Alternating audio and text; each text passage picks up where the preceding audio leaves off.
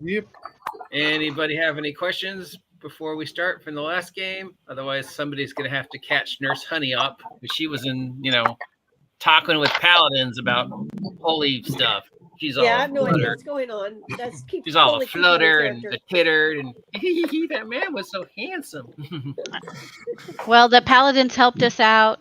We found some. They had some German prisoners actually that Captain Landis went and interrogated a little bit. We did find out that they also were on their way to Dunkirk to resupply and got sucked in by the fog.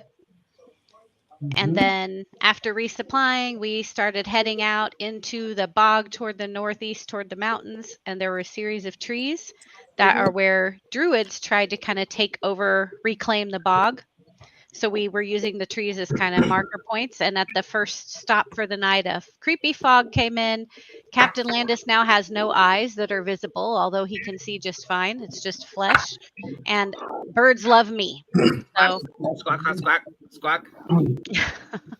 Mine. We're still in the bog, and that's kind of the quick catch up. Yes, you are traveling through the bog as a shortcut to get to the Stonehill Mountains. You stopped at a tree, some stuff happened. You stopped at another tree, some more stuff happened. Oh yeah, we got attacked by a mud creature. You got attacked by a mud creature. You summoned a warthog and were able to reenact Lion King. So with the captain's medical state, well, I mean, he's fine other than the fact he has no eyes. He looks creepy, but he's functional. He looks like the Question or Rorschach. Is he blind? No. He can see just fine. Yeah, his some of his charisma skills have definitely gone down. Others, his intimidation has gone up. All right.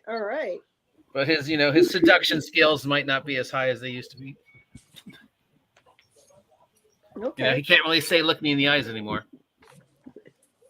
Yes, he doesn't have any. But that's sort of paled in comparison to the hundreds of birds that seem to show up anytime you stop for even a few seconds and just all sort of flock around Jen like she's a giant pile of seed. So Jen's not skulking anywhere. I'm not sneaking nowhere. Nope. Her sleep days are over. There's bird poop over everything. I'm gonna start wearing leaves on my shoulders so the poop will land on them instead of on my shoulders. A leaf on my head. A leaf hat. Yeah, your stealth days are over. So you have stopped for the night at another tree. This tree has the same stuff going on as the previous trees that you've seen. It looks like somebody's been trying to reclaim them. There's these chalky walls that have been built around it to preserve it and keep it out of the swamp. It's obviously not a native tree. It's a very verdant, lush-looking, almost jungle tree. There's this strange white dust over the ground that seems to be keeping it dry. Even though beyond the edges of this tree's little chalky wall, you can see swamp. And of course, there's a squawk of birds in all the trees. As you settle down for the evening, you park your Jeep, get out your little swamp gear, and I guess set up your first watches. So what are your watches for the evening? I'll take first watch. I'll take second. I can take third. Okay. First watch.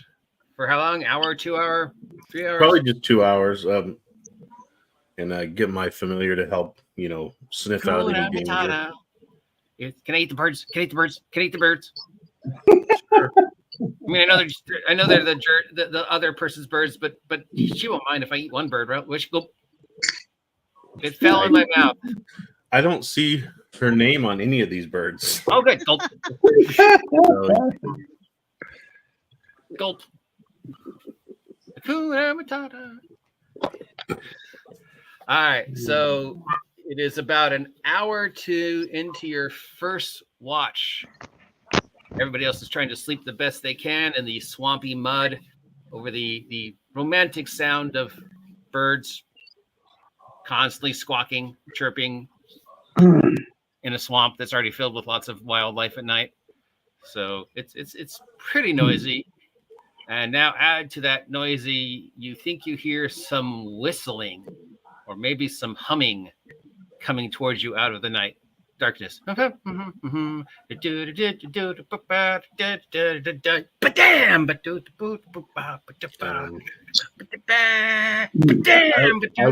will go and start. I will go and like shake somebody awake. Shake somebody awake like a baby. I'll pick cat 44 because robots probably don't need sleep. He needs recharging. Ting ting. Yes. There's somebody out here. Do I hear it? Yes, you do.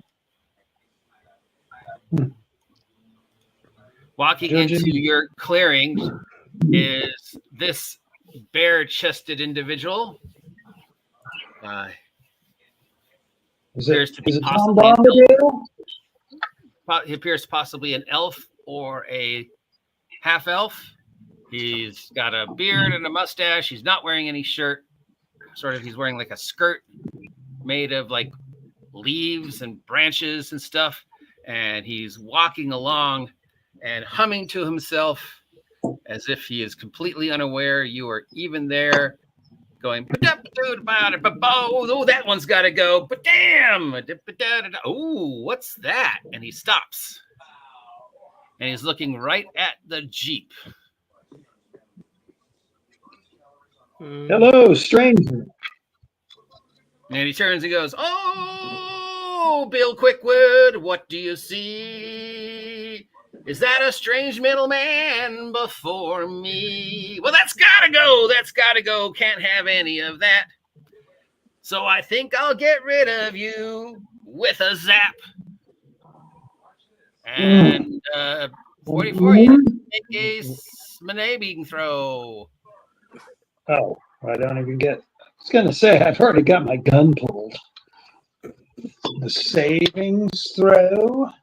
Yep, a dexterity saving throw. Dex. D20 plus dex plus acrobatics or athletics. Okay, I got a +1. I got athletics. All right, so I got, well, it's a minimum of a 20. It's not a nat 20, but it's a 19 plus 1, so.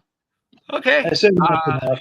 Bill Quickwood gestures at you, and as he gestures at you, a bunch of roots and branches start coming out of the ground and start trying to wrap around you, but you step to the side.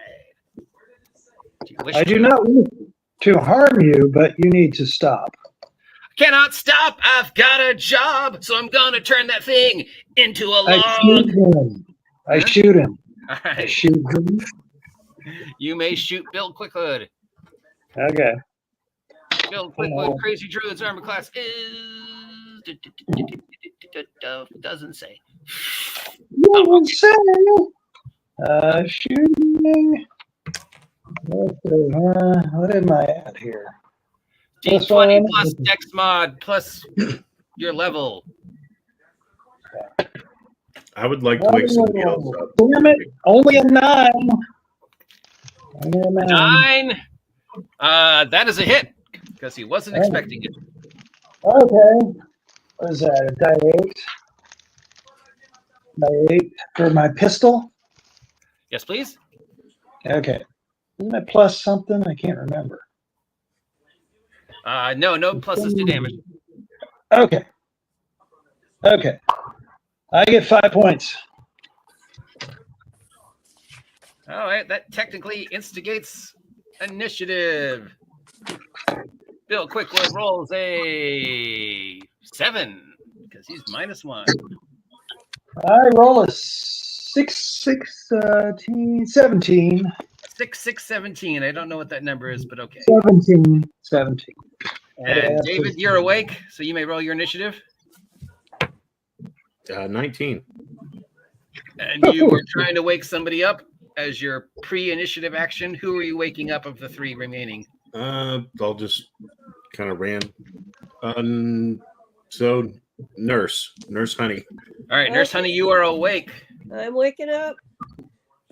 You can roll initiative as you wish. I rolled a 16. 16. All right. I'll bet there's a crazy guy with branches for a skirt. All right. First up is now in combat, actual initiative. David, you get to take your first real action. You can wake somebody up or do something else.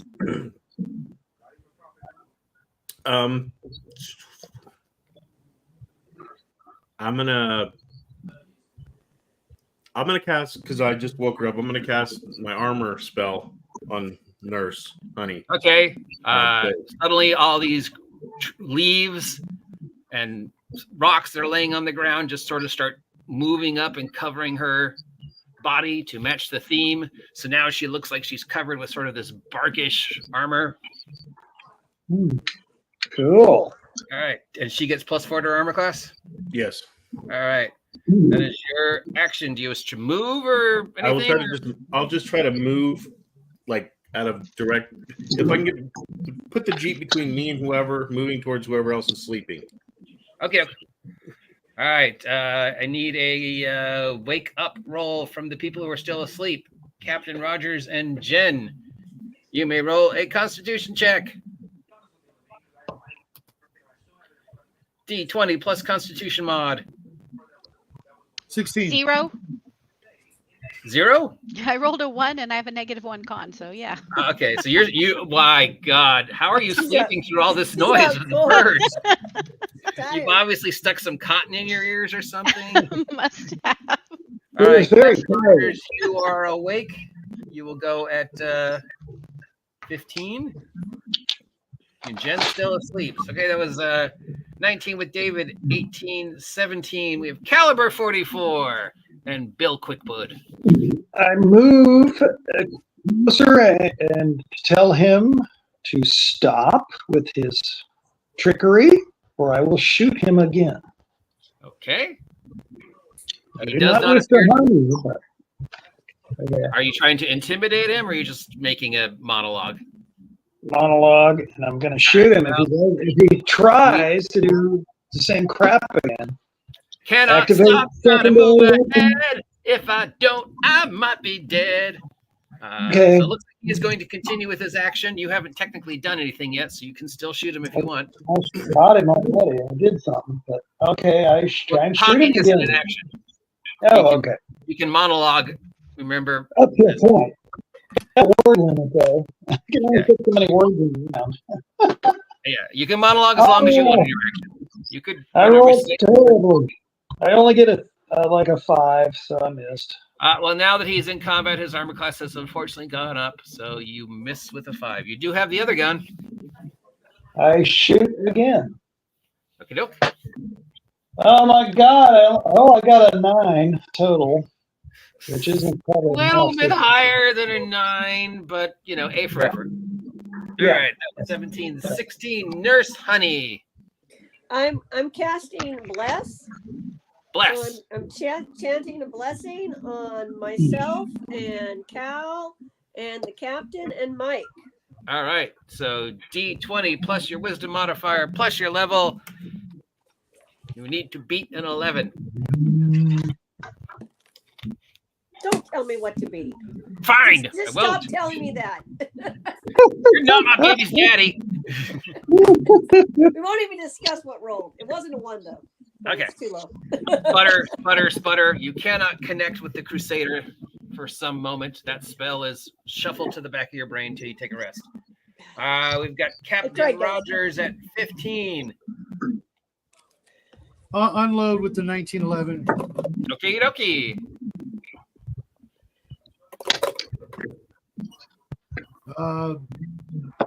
25 That's a hit. Jesus. He didn't need for no 7 points of blessing. damage. For 7 points of damage. Okie dokie, I got it. Thank you. Right. Keep track of it there. It's easier. Well, Okie dokie, Jen, there's a lot of loud noises. That means you get another wake up roll. It's 20 all plus birds Constitution sneaking over. modifier. 14. 14. You are waking up from your dream of fried chicken.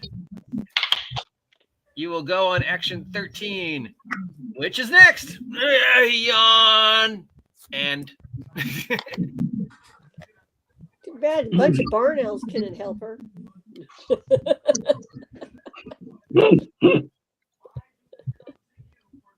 Yeah. I think I'm going to get up and attempt to start kind of moving around behind him. okay. And What's take the a while. sorry. What's the background like noise that's coming in from somebody? Like a radio's Probably playing. me. It's probably me. Hold on. It gets amplified a little bit, and I'm like, dang. I can't hear anything, but okay. Yeah, I can hear it. I'll cut Sorry. the mic. All right. So you're just moving. Splish, splish, splish, splish, splish. You moving? Okay. Anything Yeah. else? You're just gonna move. No, I'm just going to try to move and get in position to kind of flank him. He is flanked, which means whoever gets the next advantage attack against him would get the bonuses for him being flanked. Yay. Unfortunately, it is Bill Quickwood's action. Bill Quickwood, such a handsome man. Let's end this fight before it began. Kablam! Let's see. So Jen, you are behind him. David, you are to the side of him. So that just leaves 3 people that are in front of him. Nurse Honey, Cal 44, and Captain Rogers. You need to make a wisdom save versus fear. Spooky, spooky, spooky. Okay. 13 plus wisdom bonus, I assume. Yeah, you So got 15. it. I only got a 7. Okay. And Captain Rogers? 17. Captain Rogers, you succeed. Unfortunately, caliber 44, apparently your fear processors have not been removed from your mortal flesh. That's maybe that you should ask for that in the next upgrade. You are struck down with an unreasonable, illogical fear. You need to get away from this guy as fast as you can. Okay.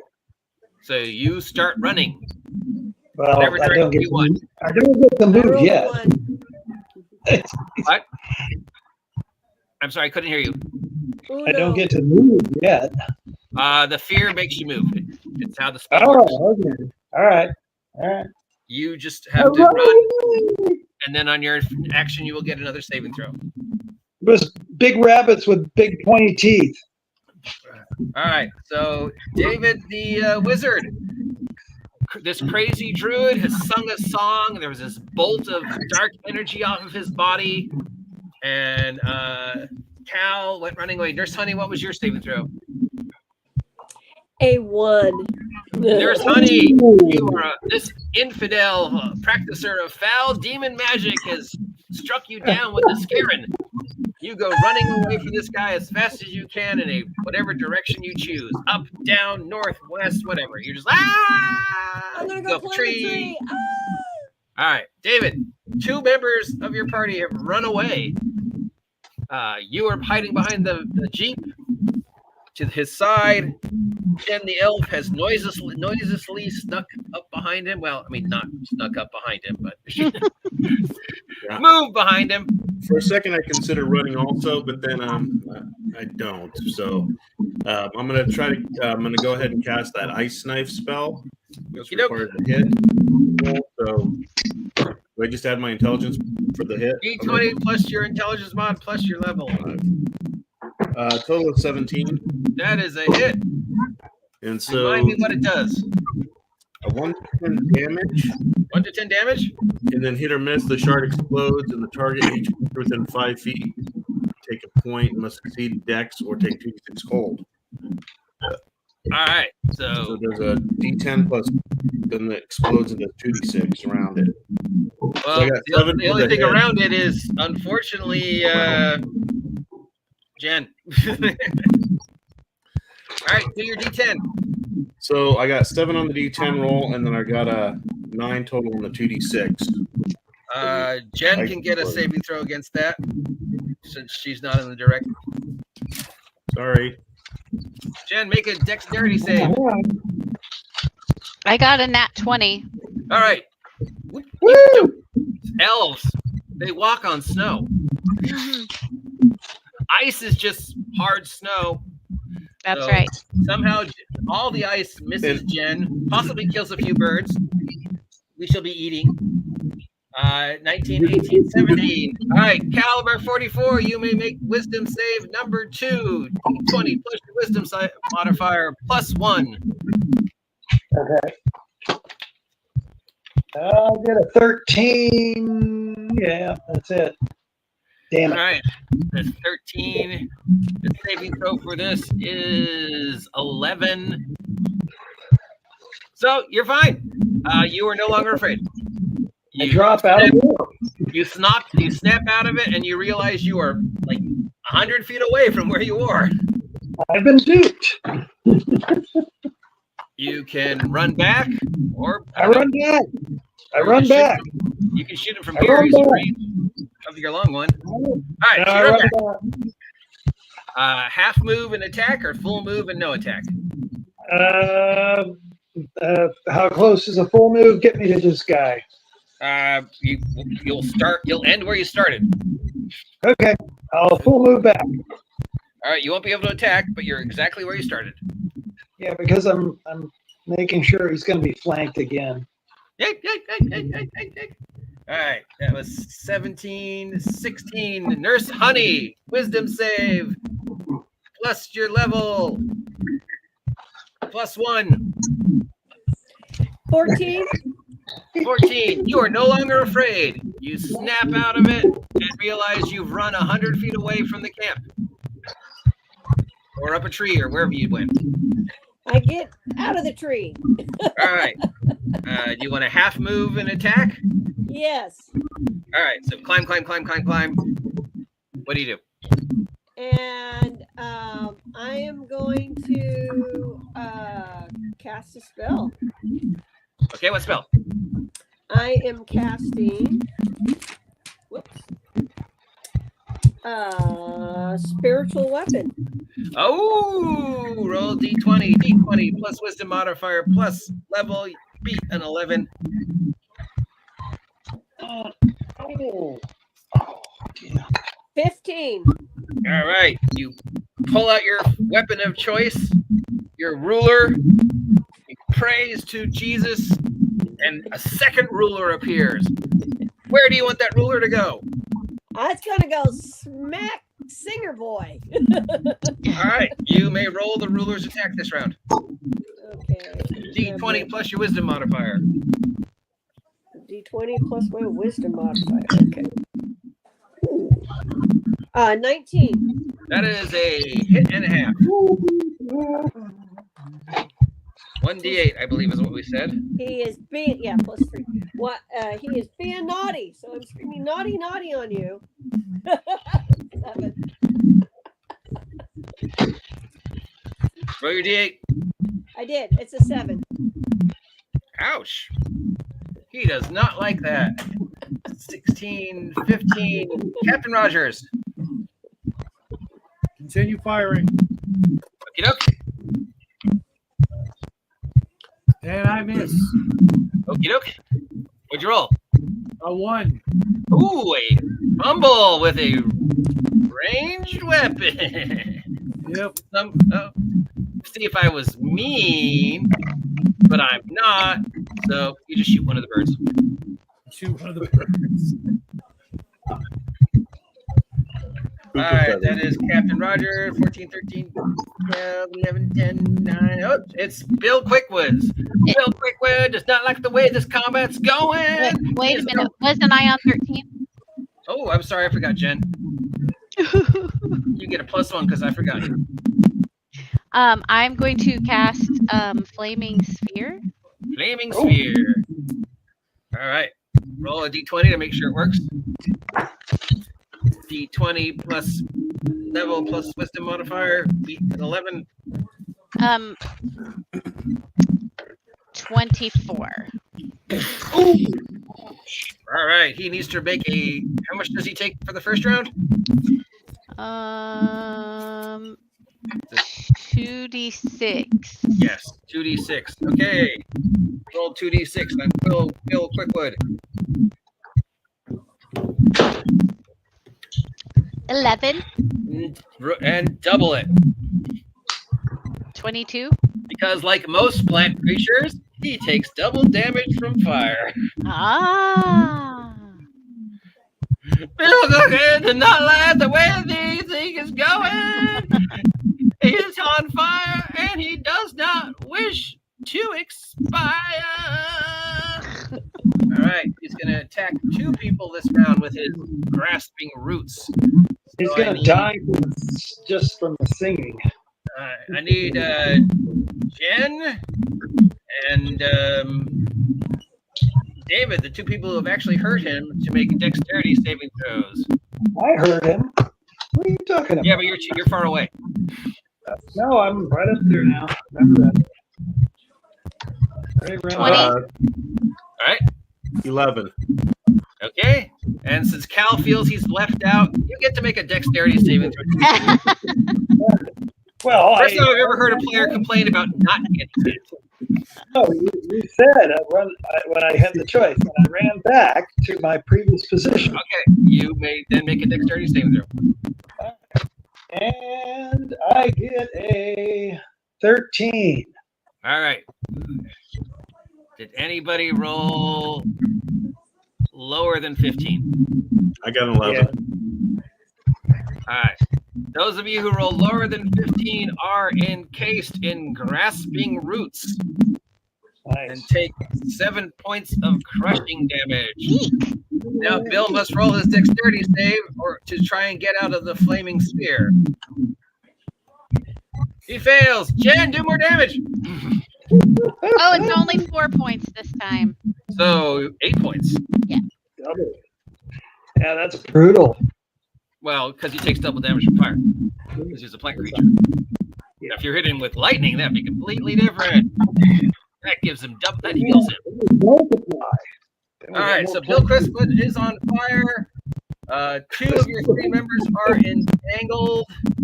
It is David's turn. David, you're entangled. Well, I'll try to struggle free, but I'll also try to get my familiar cat to come and pull me free. Okay. I'll be like, get the vine, hold off. String. All right. Familiar cat may, well, it's not like he can miss, so he can do his bite damage to the hardness of the grasping roots. So roll a d6. 4. 4 down. 5, 6, 7, 8, 9, 10. 6 remaining for this grasping root. All right, you can still do something, David. I would like to try to struggle free. Strength or dex? It doesn't matter. They're both the same. Okay, D20 plus whichever one, modifier, whichever one you There prefer. is no plus, but 17. 17. All right, that you beat the 15. You have used your action to break free of the grasping roots. All right, that's 19, 18, 17. Caliber 44. You are in the grasping roots. I shoot him twice. You are entangled. You can't make any actions unless you break free. Oh, okay. I need to break free. Whatever. Rolling dex. D20 plus strength or dex, whichever you prefer. Okay. Well, they're both the same plus. I get a 16. A 16? Yes. Beats it by 1. You broke it free. Okay. Can I shoot?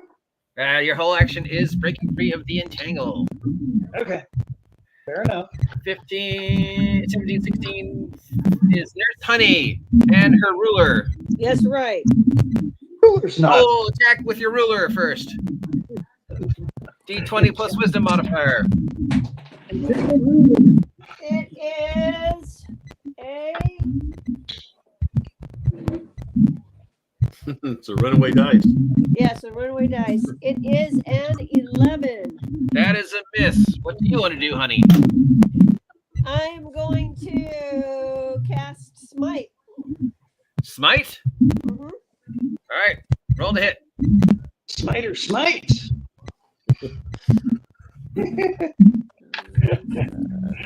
That is an 11 as well. That is a miss. What did the smite do? Just damage, right? Yeah, it does damage. You smite a bird. Kablam! Squawk! The lion will have plenty of food to eat. When You we're guys are eating like kings tonight with all this fried chicken. Kinda All right, like that it was 16. Gunfighter Rogers. Get him, Roger. Okay, another shot. You shoot him? 22, yeah. That is a hit. 5 points.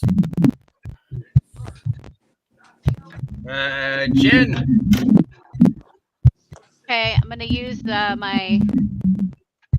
Well, he's just gonna. I'm gonna use my bonus action to like move the sphere away and then ram it into him again. Technically, you can do that. I mean, you could also just leave it where he is. He still has to be a saving throw either way. Yeah, I mean, I guess I could just leave it there, and then I'm going to throw magic stone. Magic potato. Yep, magic potato. All right. Nothing Wong, but wong, wong, wong, wong, wong, wong, wong, wong, wong, wong, wong. 3 potatoes float out of your backpack. You may roll your attacks. Plant against plant. Oh, that first one does not hit. Squawk! Okay. Chicken with potatoes. Yummy. Okay, and that's it. So I All guess he gets a dex saving throw now. Oh, yes. On his action, he gets his dex saving On throw. his, okay. All right. Dex saving throw. Damn you, Jen. Do your damage. 5 doubled is 10. He is not looking good. Bill Quickwood does not feel good today. It might be time for this insane druid to run away. So he is going to use his fear aura to try and run. So the closest to him who can make he needs to worry about would be David, Jen, and nobody else has gotten into melee with him. So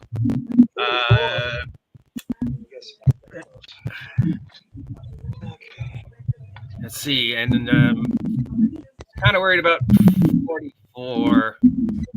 So the 3 of you get to make fear saving throws. Wisdom. D20 plus wisdom modifier for Jen. D20 plus wisdom modifier plus level. 20.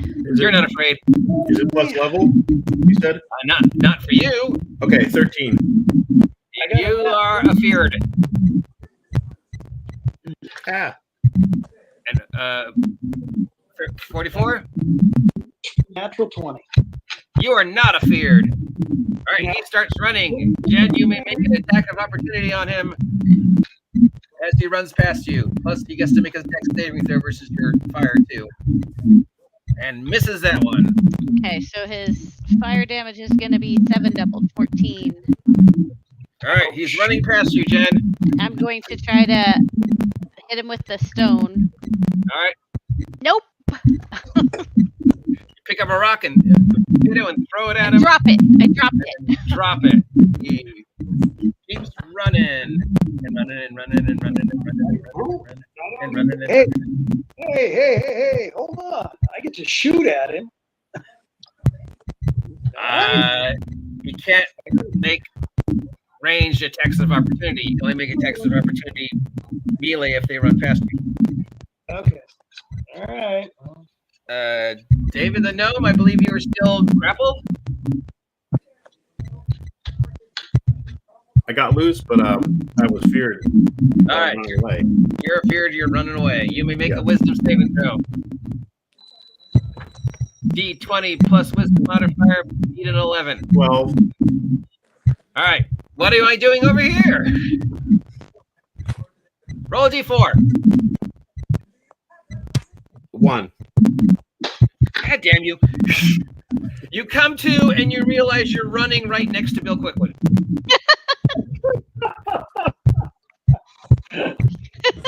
I'll just look over at him. It just kind of like truce and run the other way. Truce? Yes, I just said truce. Are you trying to like use a charm type of skill or just monologue? Just trying to be friendly looking. Truce. Okay, sure. Roll a charm. D20 plus charisma modifier. Charm skill. Persuasion, diplomacy, whatever I you got call a it. plus 1, so that's 4. Or, yeah, he's too concerned with getting away with you and your magic fire. He will keep running. So you just stop and turn around and run the other way. 18, 17, caliber 44. He's still in range. You and your guns. I shoot him twice. All right. Laser beam. Shoot him down. Laser pistol first. I get a. I missed. I get like a 6. 7. Okay, next one. The bigger gun. Oh, that's 9. Plus. What is that? Plus 3. Is that 9? Plus 3. 12. 12. Ooh, even though he's flat-footed, you still miss him by. Oh wait, you hit him on the nose. Oh, okay. Well, this is gonna hurt. 2d8 plus 3. Correctly. Yep. 3 plus 3. Take 11 points of damage. Boom. Oh, Bill Quickwood's almost dead. 16, 15, Captain Rogers. He's still technically in range. You can take a shot at disadvantage. I'm gonna do that. And I missed with a 2.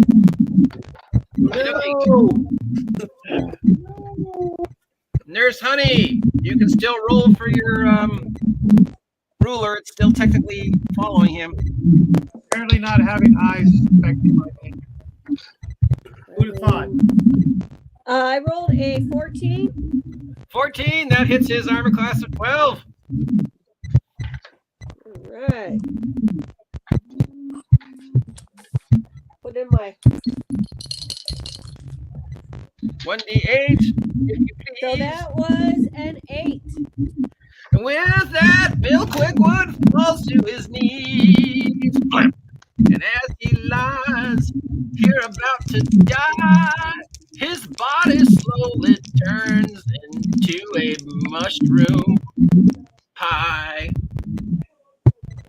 And with that, Bill Quickwood dies, and when his body falls to the ground, it starts going up. And mushrooms sprout out of it. And within seconds, you can't even see it. There's just these giant, almost crystalline mushrooms. But the gear he was carrying is still laying there in the puddle that used to be his body. I walk over to check out this gear. Squish, squish, squish. Use a stick. Use a stick. Do not conjure.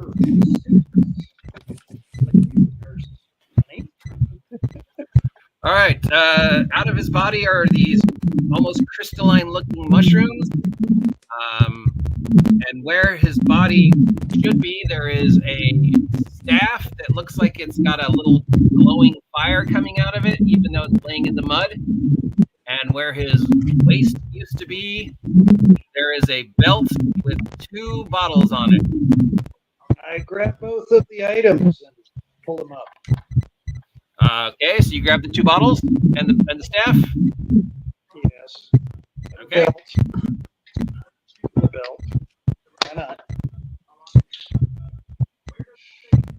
All right, you have 2 bottles with liquid in some kind of liquid in them, and you have the staff with the glowy fire coming out of it. How big are those mushrooms? They range in size from normal mushroom size all the way up to one where his head and heart core are quickly growing to be at least 3 feet tall. Oh. Hey, 44, grab one of the little mushrooms. Here, take these items. Take these items. You probably need to look at them. And then I will, but then move away and I will check the just in case some ill effect. At least the staff did not hurt me. I was wondering. Okay, it is a quarterstaff with the head of what looks like possibly a dragon, carved to look like a dragon, and there is this sickly green flame coming out of the head. Oh. Ew. Ooh. All right.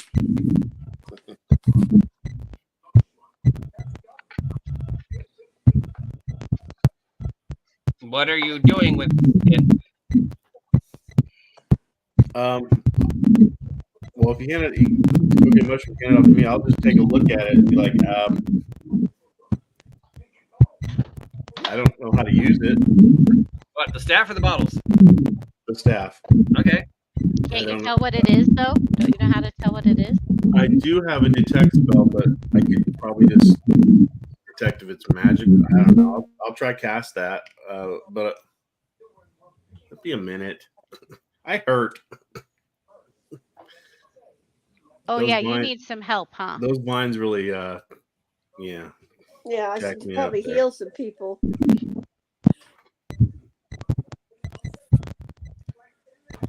All right. What type of healing do you wish to? I'm gonna do prayer of healing. All right. So that's 5 times your level to everybody, right? Yeah, No, you get that many points. You can divide amongst everybody. So, yeah, it's up to 5. It's up to 5 folks. so 5 times C is 15 hit points. And it's 2d8 hit points plus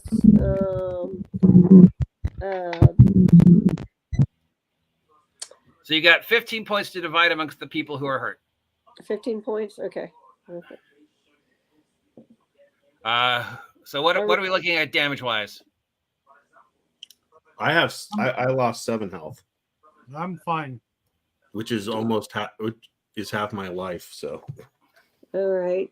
And who else is hurt? I'm a I'm wizard. hurt, but barely. I'm just a few points down. Cal, are you hurt? You can't hear Cal. Is he? He's muted. Cal, you are muted. Just unmute for a second. There you go. How hurt are you, Cal? I didn't do it. Oh, only slightly wounded. All right, Down so 7. yeah, how much did he say? He's down 7. All right, so I'll give Cal 7, and Mike 7, and the remaining 1 is going to go to Jen. Thank you. So we get All right. Ugh. You got dead crazy druid. Weird. 2 potion bottles, a staff, and a lot of noise being made because of the noise you made. And all the animals responding to the noise you made, including all the birds. well, those are the doves. Can't you hear them? Coo, coo, coo. Squirt, squirt, quack, quack.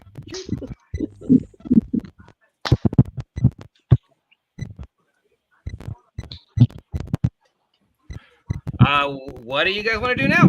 I would like to cast. Right. I'd like to cast the detect spell. Okay. And it says name what you're detecting. I would like to detect if it has if it's magic, or if I can tell what kind of magic the staff might have. I mean, I think it's magic. The staff is magic, and the contents of both bottle is magic. For the staff, you need to make a what is this check? So that'd be D20 plus your intelligence modifier plus your level.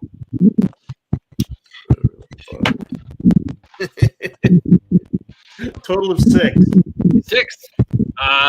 It's a staff that makes a green flame that you can't seem to put out. You shake it around, the flame doesn't go out. Stick it in the swamp, come out, the little green flame in the mouth is still burning. That's pretty much what you think it does. I will tell everybody that this is a staff of evergreen flame. There you go. Decide who's going to hold it. Potion bottle number 1, D20 plus intelligence modifier plus level. 11. This is a poison. Yeah, this is poison. Don't drink it. Potion bottle number 2, D20 plus intelligence modifier plus level. Another 6. It's brown and smells like tomato soup.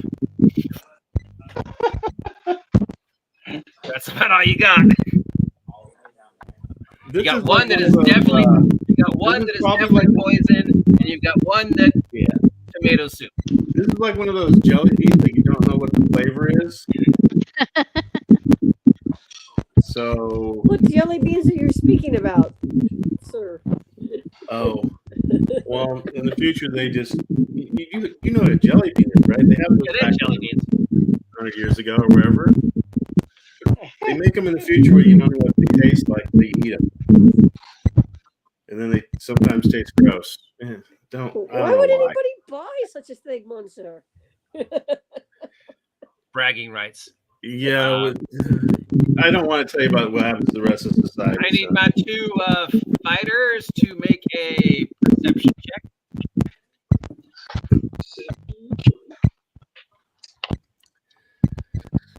18. I got an 18 and a... Like a 2. I rolled a 1. I got an 18 and a 2. Captain Rogers, you're being watched. All this noise and flashing around and birds squawking and Fire, green fire and regular fires. And this crazy, there is ladies and gentlemen, there's a pair of red glowing eyes in the foliage looking at you. And as it realizes you're looking at you, you hear a low huffing noise, like and then it disappears. You hear like a scampering in the foliage. No, I didn't have the opportunity to take a shot right between those beady eyes. Sorry, what? I was going to take a shot between those beady little eyes. You may take a shot as it is retreating. What is this thing's armor class? Where is it? Got to find it. There it is. I rolled another 1. Clap, squawk. You really hate these birds. Then a bird bit the dust. I really need my eyes back. Well, well, it's still the middle of the night. My gun? I don't know. Maybe you're pointing it the wrong way. It's hard to tell. I think we should probably just try to keep our watches and try to get some rest if we can, because it's still nighttime. We barely got any sleep. All right. I got a quick question about the poison. Is it a kind of poison that you have to drink, or is it a kind of poison like contact?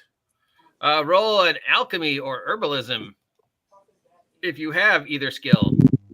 If not, D20 plus intelligence modifier plus level.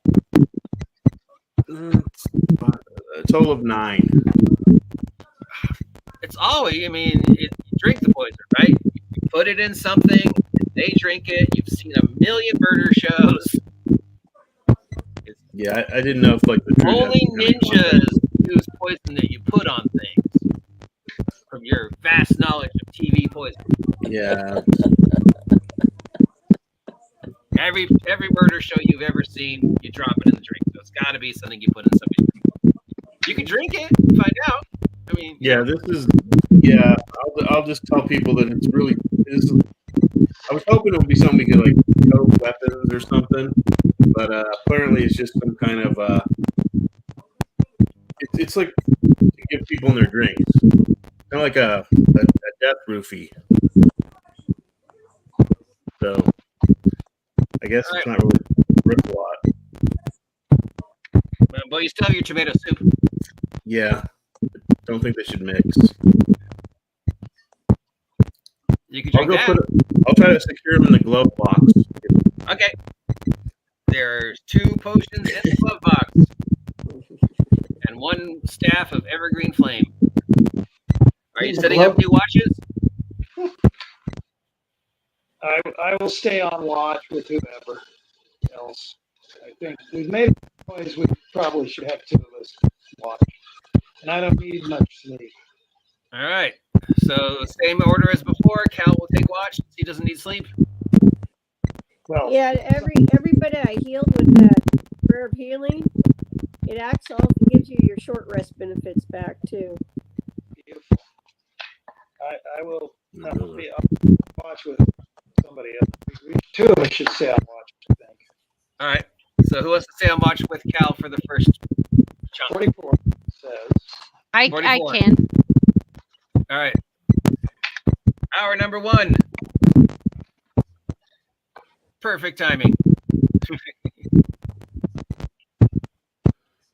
So you set up camp again, put out your little sputtering, burning flames. Everybody crawls into their tents or sleeping bags or trees or on the jeep or wherever everybody's sleeping. Night, the quiet of the swamp falls back on you, quiet as the swamp can be. And then after about an hour, this weird fog starts rolling in, very, very low to the ground. No. Greenish gray fog. You swear you hear something on the fog, like the ringing of a bell. Ding, ding, ding, ding, ding. And then you think you hear more singing. Okay. Yo ho, pull the men down. La la la la. Here's your Halloween adventure. Yo ho, pull the men down. The blow the sails. And coming out of the darkness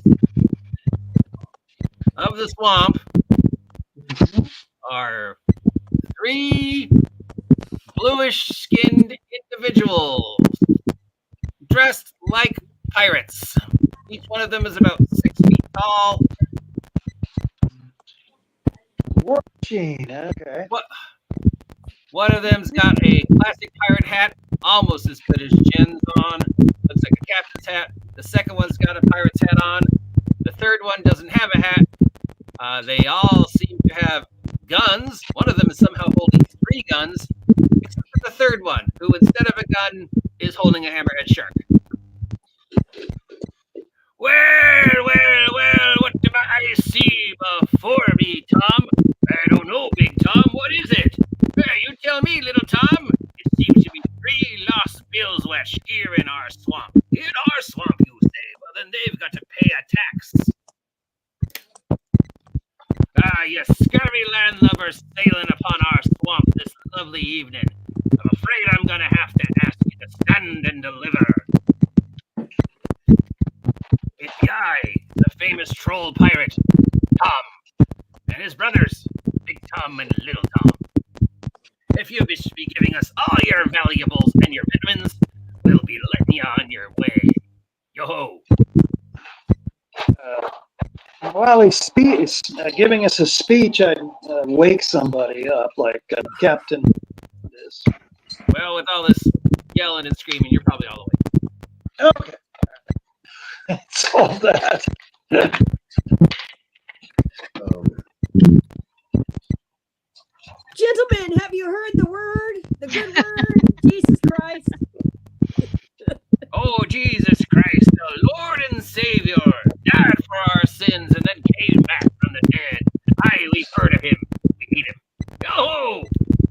No, that one was Jesus Christ. Oh, yes, nice boy. Gardner, we hate him too. But since you be a woman of the cloth, we will spare you. We do not want to anger the Lord on our next trip. Step over here.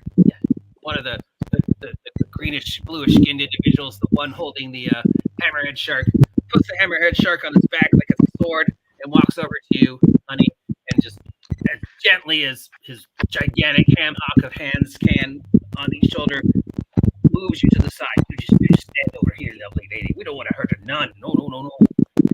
But the others are under the protection of the church. Oh, well, I'm afraid your protection doesn't go that far. We'll forgive the nun, but the rest of you, that looks like a soldier. That boy looks like he needs more help than we do. Look at the skin on that boy. Oh my God, he looks like a potato. Then there's one of them there elves, and I guess there's one of them there. I don't know what that. And you got this weird metal boat thing. Yes, he's a burn victim. Oh, a burn victim. Well, far be it. Old Tom, and young Tom.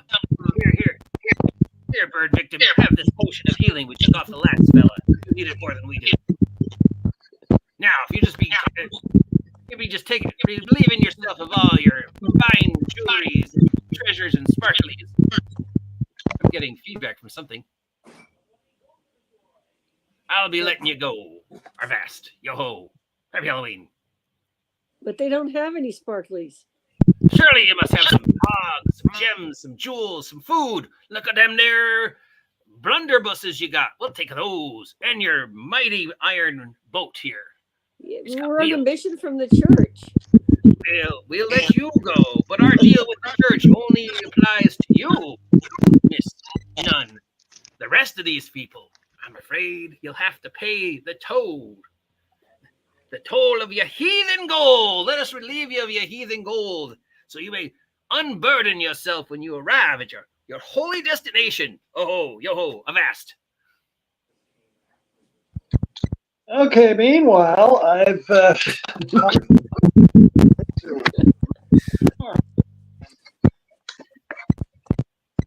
my gun ready to shoot this guy. So both weapons. Are you done? I'm sorry, what? I asked him, are you done talking? Oh, of course, we're done talking. Now, if you just be kindly disrobing yourself of all your vegetables, we'll let you go on your way. I shoot But him with both, stealing is a sin, boys. shoot him with both. I'm sorry, what? I can't hear you over the static. I shoot him with both weapons. You may shoot him with both weapons. Which one are you shooting? Tom, young Tom, or old Tom? The one that's talking so much, got a big mouth. That'd be Tom, the one with the hat and the 3 guns. The first one's 29. All right, him. On that. So I take the die. Oh, it takes only one. Jeez. Okay. Well, on that, the Toms, we see that you do not wish to parlay. Big Tom unsheathed his, I'm sorry, I'm getting feedback from something. Unsheathed his hammerhead shark. I rolled a 12. Hello? Weapon. And the other 2 already have their weapons out. So the boys will go at 17. Got a 12 for Cal 44. No, I rolled a 12 to hit him. You said you were for the second shot. Okay. Other weapon. My other weapon. I can't hear over whatever the static is. I'm sorry. We might have to call it. Yeah, I can't perceive any static on my end. I can't hear it either. It's Cal's phone. I'm just hearing all this Yeah. this noise and this static. Nobody else is hearing it? No, I hear it too. And I All have right. a little Well, I'll trouble. try and work around it, but it's kind of hard because I can't hear Yeah, Cal I saying hear it also. I can't hear what's going on either. All right, Cal, you armor class 12, you hit him. Okay, Damage? hold on. Oh my god. Double one, so I do 5 points of damage. All right, initiative, please.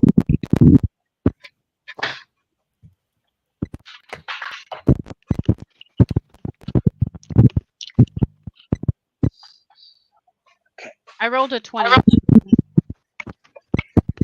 20 for Jen.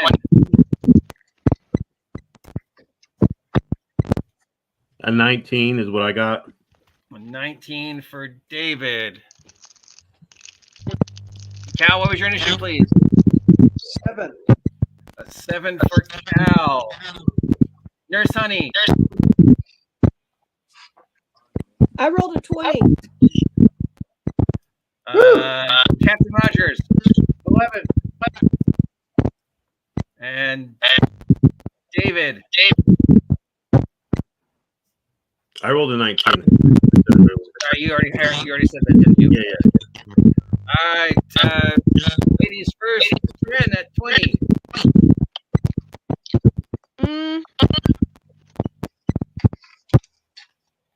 Where are these guys in relation to us? They kind of walk into the middle of your camp. Okay, that's what I thought. One of them is standing right next to Nurse Honey, the one with the hammerhead shark. One is about 10 feet away from Cal. And the third is a little bit farther, about 12 feet away. Okay.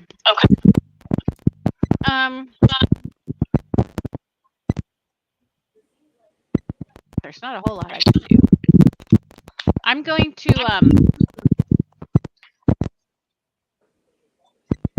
try. I'm going to try to move over near Honey. And then I'm going to cast Jen's Fountain of Discord. Which one? The Fountain of Discord. All right. Roll your d20 to see if the spell goes successfully. D20 plus wisdom modifier plus level beat an 11. I got an 18. All right. This fountain of wood and stone and leaves pops up out of the ground and starts bubbling out this pinkish liquid that slowly starts seeping into the already liquidy, muddy goop that is the swamp. And I'm gonna kind of push Honey and tell Honey, don't touch it. And it bubbles around the feet of our bad guys first. They must each roll a wisdom saving throw. Captain Tom. All right, DC 8 plus your level 3, 19, 11, 12, 13, 14, 15. He misses it by 1. Big Tom takes it. Little Tom misses it. All right. D6 time. Do you have the table or do I need to look it up? I do. All right. What did I roll? D6, right? Yes, it is. No, it's a D4. D4? Looks like. All right. Captain Tom rolls a 4. He can act normally, but he can't attack me. All right. Little Tom rolls a 3. He attacks whoever's closest to him. Oh, well, that would be Captain Tom. All right. I will remember that on their action. That was 20. Now Nurse Honey on 20. Okay. I say let us pray for blessing of Jesus on the situation. And I attempt the bless spell? You can cast your bless since you took a short rest. Yep. D20 plus wisdom modifier plus level. And I'm going to use the auto 20 on that. Oh, you're using your birthday auto 20. Yes. I'm All right, double the effect. Who gets blessed? So it blesses me. It blesses. It says 3 other people. So You double, so all 6 of you. So everybody in our group gets blessed, and that gives them a bonus on their attack and to saves. Each time of a 1d4. Okie doke. Everybody remember that. All right, that's 20, 19. David at 19. You say me? Yes. Okay. What I would like to do is, I assume I was like sleeping in the back of the Jeep, so I would want to roll off of the Jeep away from them and cast invisibility on myself. All right, spend the mana and ooh, you know that you will still leave swampy footprints for anybody who's paying attention. But other than that, you are invisible. All right, 19, 18, 17. All right, Tom can attack anybody but you. Well, Cal seems to want to get in a shooting match. 2 guns versus 3. Blunderbuss number 1. Armor class 17, Cal. And remember to roll a 1d4 and add that result. To his hits and saving throws, yes. It's only 11. So Your armor class is 11? All right, that's the small gun. That's a D6. 3 points of piercing damage. Now, the second small gun, the one on his head. Got one on his head. That's weird. Yeah, got 3 guns. See, Weird. Gun. I can make it bigger if you can see it. Even with my magnifier on, I can't see that much detail. Does that help? Which guy is he the one holding the shark? No. No, this guy up here. Oh, okay. Oh, that's cool. He's got 3 guns. What's coming out of his head? So it wouldn't change my decision. All right, that's it. What's your armor class? 11. He misses, and the big gun. Armor class 12. That's 8 more points of piercing damage. Blam! Blammo! That hurt. All right, that's Tom. Little Tom. Attacks Tom. Rawr! He stands his feet back, races, points the giant cannon he's holding, and fires it at Tom. Boom! Little Tom goes flying back, and his gigantic cannonball hole appears in Big Tom's chest. 2, 3, 4, 5, 6, 7, 8, 9, plus 3 is 10, 11, 12. Woo! Gigantic hole.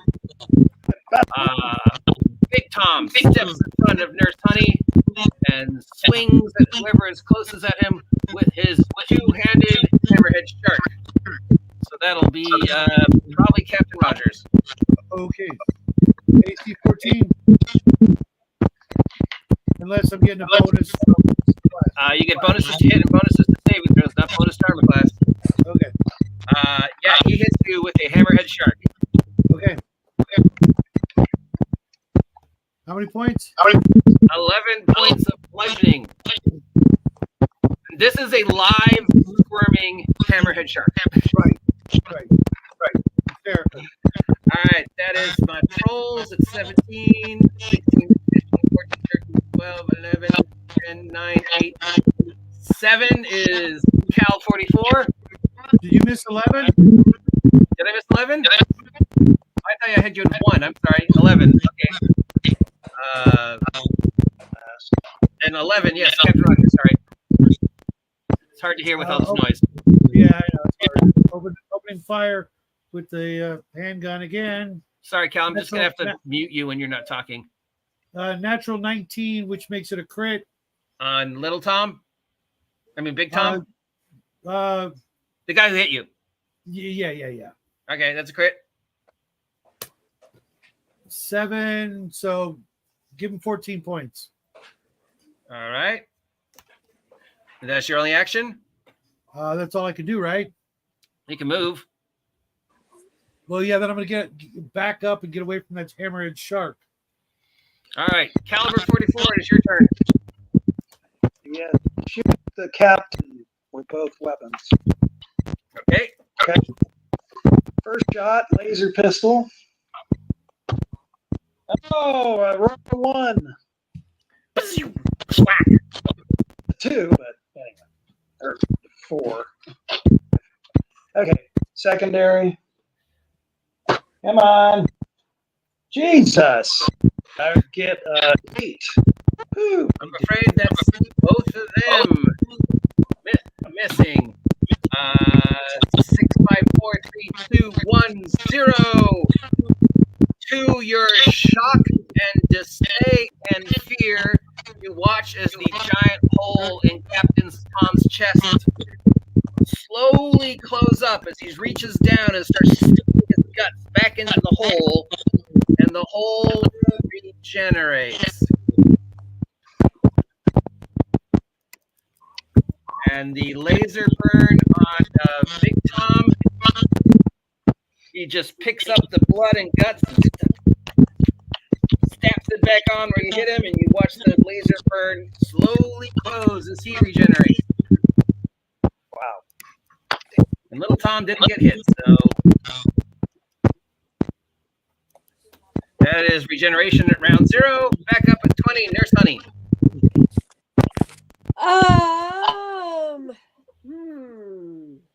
What if they're undead?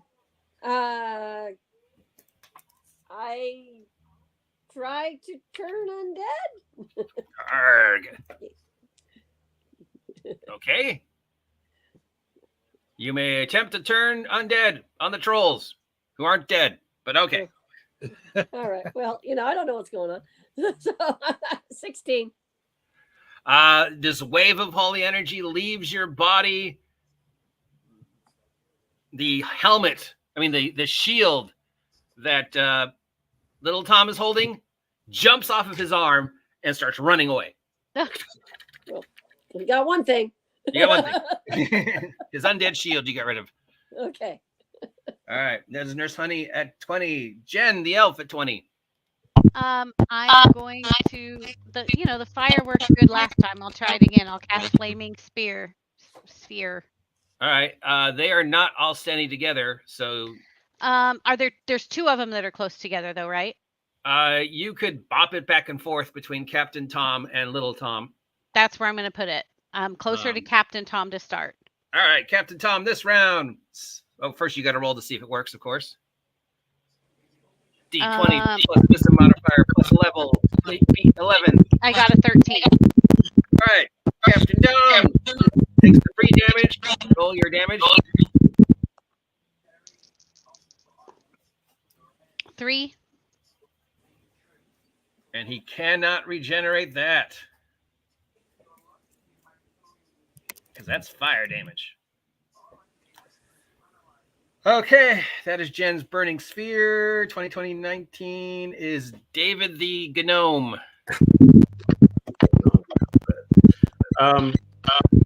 Is there how close are any of the? What I'm asking, if I throw an area of effect spell between these trolls, will it hit any friendlies? Are they within 5 feet? Captain Rogers is.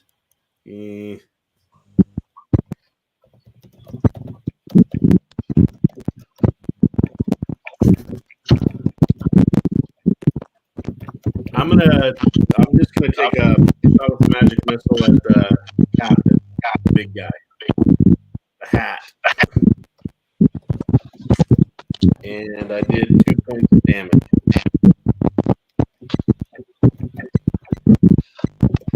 2 points the magic missile damage. Yeah.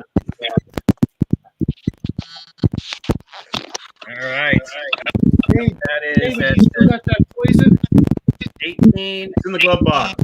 17, 16, 17 is trolls. Captain Tom needs to make a saving throw versus Jen's flaming spear. The one saving throw that trolls suck at. Oh no! No, he actually made it. Wow. I'm sorry, guys. I don't know how to fix the noise. Unless I mute Cal, which is just not fair. So I don't know how to fix this. I'm sorry. Maybe he had a headset or earbuds. It's probably just feedback on his speaker. Yeah, it's the feedback for sure. That's why he can't hear it. But anyways, so Troll makes a saving throw, doesn't burn this round. All right, Captain Tom will continue his firefight with Cal 44. That's a miss. That's a miss. And that's a hit. 5, 6, 7, 8 more points of piercing damage. 8. Ow. Oh, how long does the puddle last, Jen? That's a good question. It does not say. Did we say it was a one and done, or is It it? said it slowly spreads in a 20 by 20 foot Oh, pool. so it's going to start affecting everybody else. Yeah, so probably 4 rounds, I would guess, to get to its max size. All right, so I got to roll saving throws for them too. All right. Remember? Add that Hold on a baby sec. roll. Maybe you didn't get shot, Cal. Nope, he made a save. He got shot. Ooh, natural 20 for that troll. And all my trolls made their saving throws, which means, unfortunately, Captain Rogers, you need to make a wisdom saving throw. As Did you this, do what? a wisdom saving throw as this weird goop that is bubbling out from Jen starts spreading across the ground, and now your feet are in this weird goop. Don't forget the 4 from Honey's Bless. So roll a d20, add plus 1d4, plus your wisdom modifier.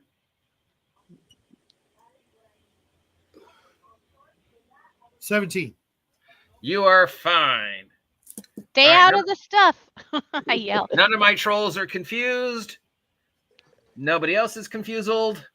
So the trolls can do as normal. So Cal does get shot. Little Tom will swing his hammerhead shark at Captain Rogers. And I'm afraid that's a hit. 8 points of bludgeoning damage. Jeez. Big Tom will reorient his cannon. And I don't know, which can't shoot a girl. That wouldn't be fair.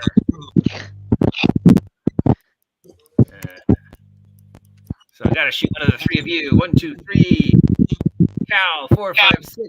David, 7, 8, 9. Captain Rogers. David. Wizardry. Kablamo.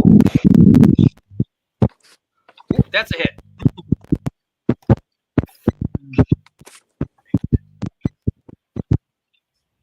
$16 points of bludgeoning damage. David the gnome. That way exceeds my hit points. Blam! You look down, and there is a hole in your chest.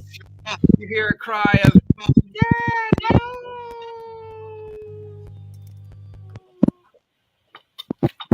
And you slump to the ground. I will be back with you momentarily.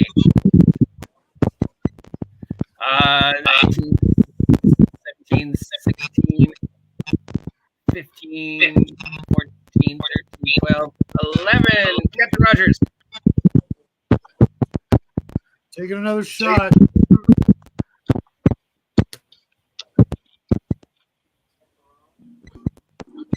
$18 All right, that's a hit.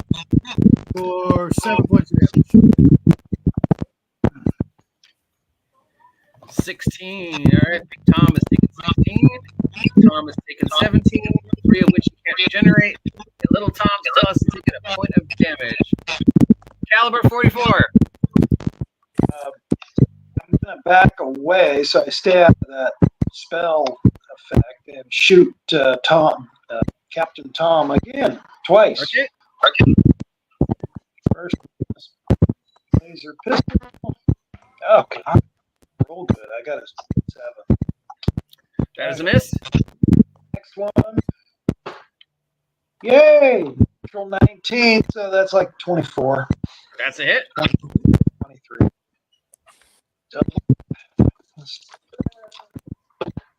And he takes 16 points of damage. 16. Yeah. Nice, Tal. About fucking time. He goes down.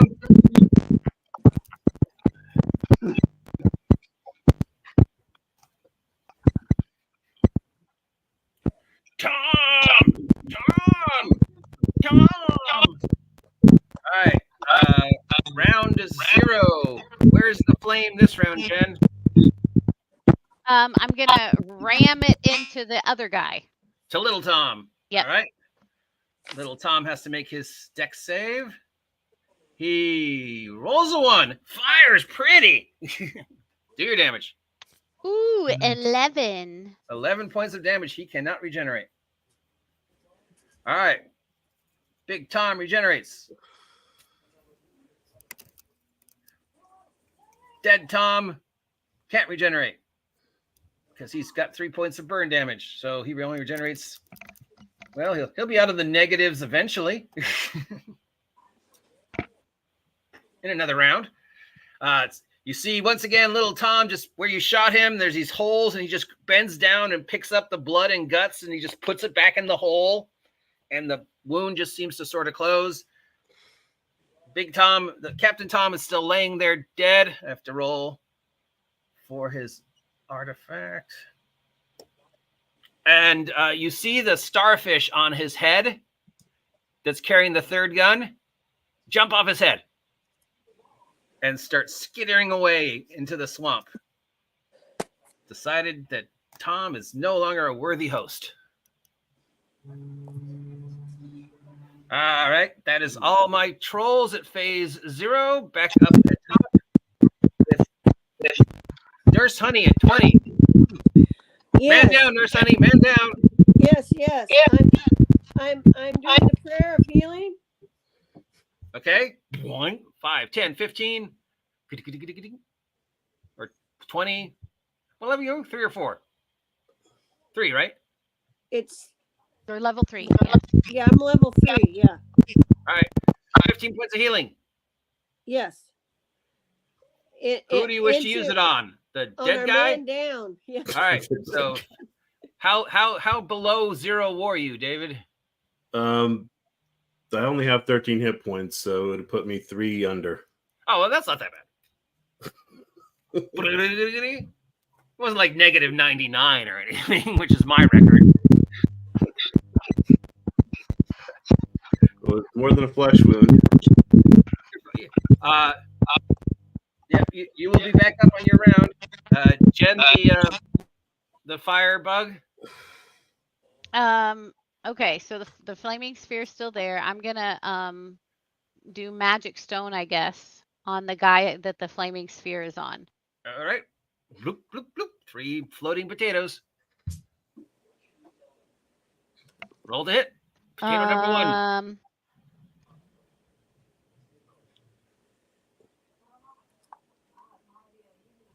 10. 10 missed him. He's got That's a shield. It.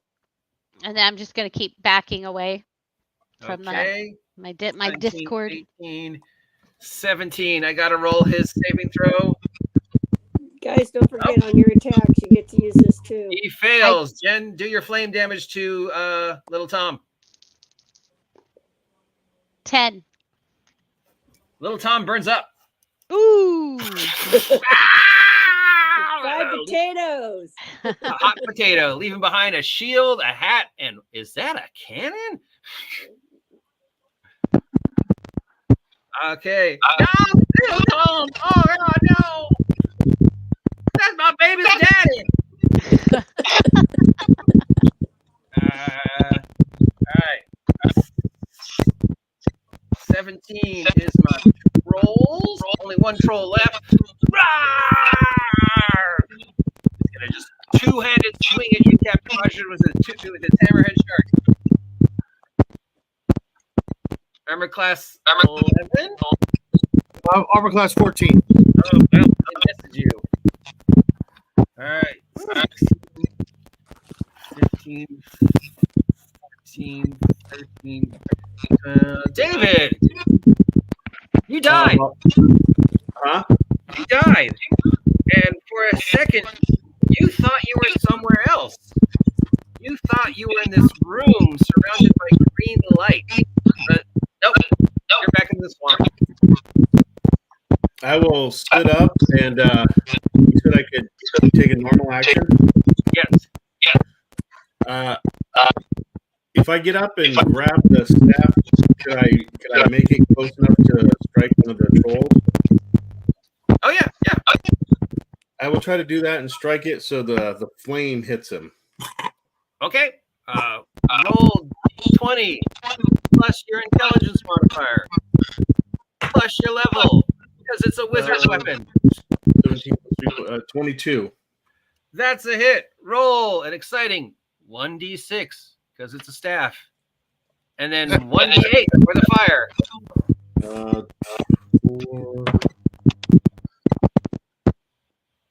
12. Separate. I need to can't regenerate. 4 on the d6 for the staff and 8 on the fire. All right. And 8 that he can't regenerate. All right. So you swing it, and the little green flame does catch on his body. So as you're holding the staff, you do feel like you can do more. In fact, roll a d20 and add your level. D20 plus level is 14 total. You have earned 1 attunement point with the staff. You get this feeling that the staff has charges. You're not sure how to activate them, but there's definitely something built up in the staff. All right, that's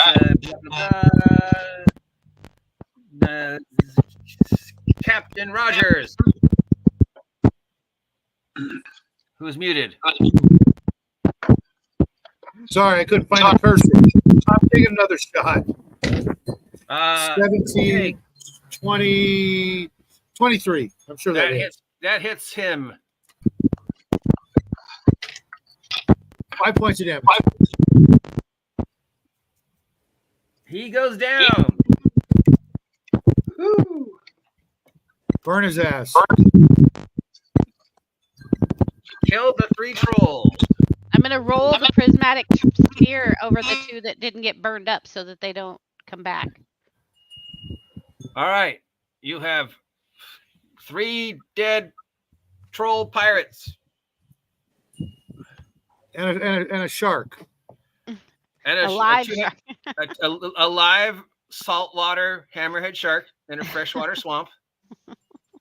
You also have what appears to be an undead shield running away from you. There was a little. Where'd the starfish go, guys? And there's this little, well, not little, it's about the size. I mean, it's big enough to be confused as a hat. There's a starfish that is slowly climbed to the top of the Jeep, and it's sitting there seemingly warming itself off of the residual heat coming off the Jeep. And you think it's talking to the Jeep. Can't really understand what it's saying, but you do hear words coming from the starfish. Worry if the Jeep answers back. I'm going to start cutting that shark up for food. Okie doke. You will be eating shark for dinner. Shark, that's good eating. So on them, you have 2 guns on Captain Tom, a small pistol, and a large pistol. You have a cannon, an actual cannon. Cannon, sweet. That little Tom was carrying, and a wooden shield. You did have a hammerhead shark, but you chopped it up. You have what looks like a undead crab which doesn't make sense because crabs don't have bones. That was once little Tom's shield, and it's scampering away from you, but now it's ended its phase of fear. So now it's just sort of slowly sinking into the swamp the way an undead crab shouldn't. And that seems to be it for gear. Any other treasure they might have had, you burnt up. Oh, there's that scroll of 3 wishes. Ah, damn.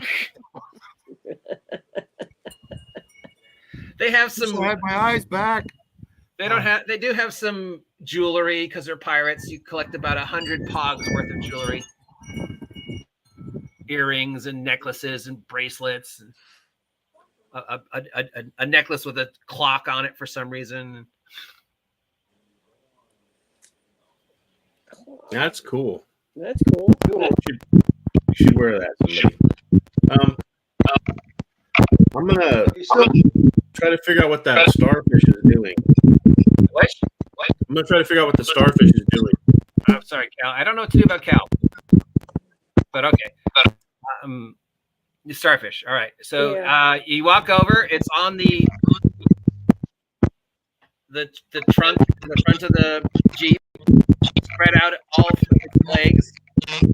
It's except for the one that's holding the gun, and it seems to be whispering to the Jeep in a language you don't understand. Right. I'm gonna cast Sanctify. Okay. On the Jeep and the surrounding ground. All right. Roll a d20 plus wisdom modifier plus level. Beat an 8. Well, without modifiers, I rolled a 14. Okay, so the Jeep is now holy ground. If this was a vampire, he'd be in trouble. Or any other type of undead. But all taint of evil. Hey, it'll also keep the Highlanders away.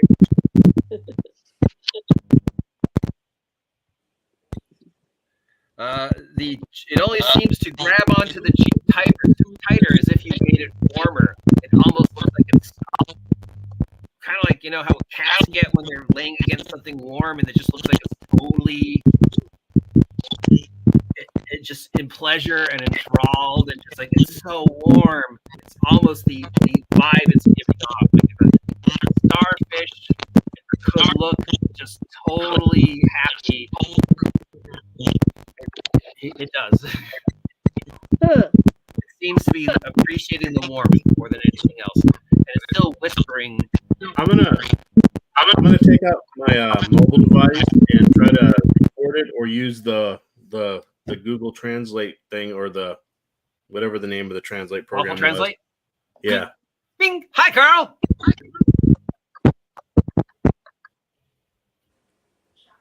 It said, "Hi, Carl." Yeah, when you open it up, because your phone always says, "Hi, Carl." It always does. Oh. I'm sorry, Carl. You've used up your free Waffle Translate hours. Would you like to download the full app for $19.95? Yes. Ding! You see the little loading screen on your thing. Ding! Subtract 20 pogs from the party's treasure. You now have downloaded the complete Waffle Translate app. For an additional $12.59, I can also include Waffle Translate, the Alien Edition. For another $8, would you like to download Waffle Blockers? An exciting first-person tower defense. I designed it myself. I don't think I need the games, but I'll try to see if it'll translate what it was. Okay, so you're putting it the Waffle Translate to the starfish. Yeah. Whisper, whisper, whisper, whisper, whisper, whisper, whisper. This language is just unbelievably alien. It's almost hard to listen to now that you're paying attention to it. It just doesn't sound like any language creature of the world is supposed to speak. It sounds primordial and almost Lovecraftian. But as it translates, you hear, yes, my warm, beautiful, metallic obey your master. Marry me. You are so warm and beautiful. You will serve me well. You're the best steed I've ever had. Why aren't you moving? Never mind, don't move. Just stay here. You're so warm. I think it's having a moment with the steed. Baby. Yes. Moment. So warm. Not like that cold troll. Warm. I feel so almost happy.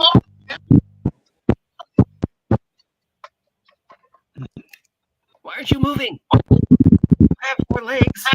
Get up. Move. We have work to do. Does my phone app translate it out loud, or do I have to tell people? No, it's translating it out loud. Okay, it's like looking around there, like, I mean, it's Google. It's translating it in touch. Talk to text. So it's coming across as "You are so warm. Serve me. I have never been happier." Should we tell the starfish? But yeah, now that you're really paying attention to what it's saying, it's talking is starting to worm its way into your ears, kind of like a song you can't get out of your head. I need you to make a wisdom saving throw. Oh no! All of us? No, just you. But you do get to add a D4. Yeah. D20 plus your wisdom modifier plus 4. 16 plus 3, 19. All right.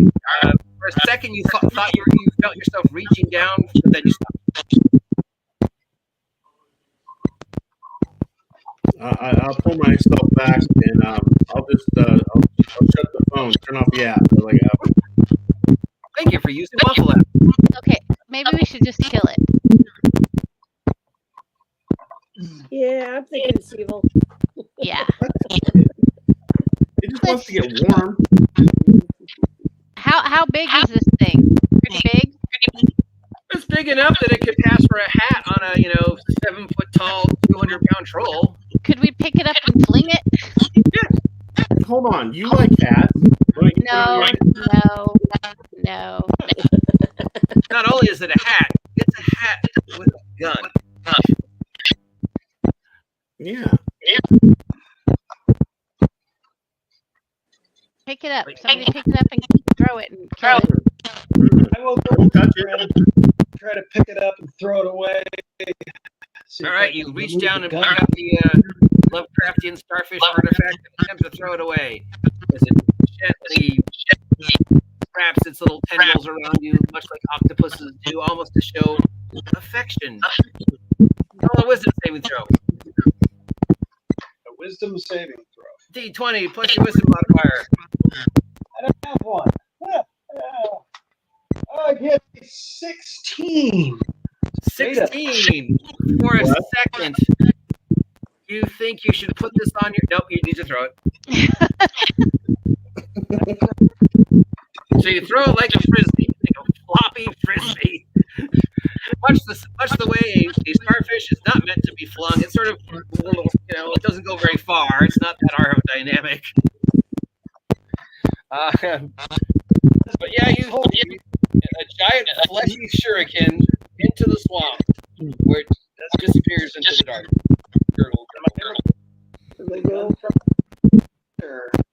At this point, maybe we should just not sleep and just drive to the next tree. Am I able to grab the gun from it before I fling it away, or no? Sure, you can. Just want to disarm it, just in case. All right. The last second, you grab his teeny little starfish gun and fling it into the dark. Keep the gun. All right. And in your hands, it's about the size of a derringer. Oh, well, one of the ladies could use it possibly. All right, so what's your plan? Well, again, I'll stay on watch with somebody else. I think that, yes, at least 2 of us should be on watch. This is a very dangerous place. Yes. I am badly wounded. Nurse Honey, I am badly wounded 3 times. Yeah, 44 is very rough. Yes, I took 3 shots. Well, you've got plenty of healing spells left if you want to heal them up. Or Yeah, I you can heal him up. Thank you. Yeah, I'm pretty tore up too. Okay. All right. How tore up are you guys?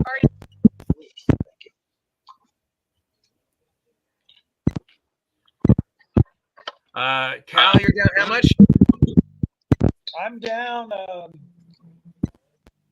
27. Oh, You're down goodness. 17 points. All right. And Rogers, how much are you down? I'm down 19. Oh boy. All right, so you could do another prayer of healing. Yeah, we're gonna do that. So gonna go ahead and cast that.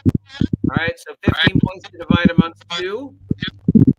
So 7 to who had the bigger number? Rogers at 19. Rogers. 7 to Rogers. And Right. Leaves him 12 left. and the rest to Cal. 6 to Cal. And because that's a healing spell, hold on. I have an additional 3 I can hand out.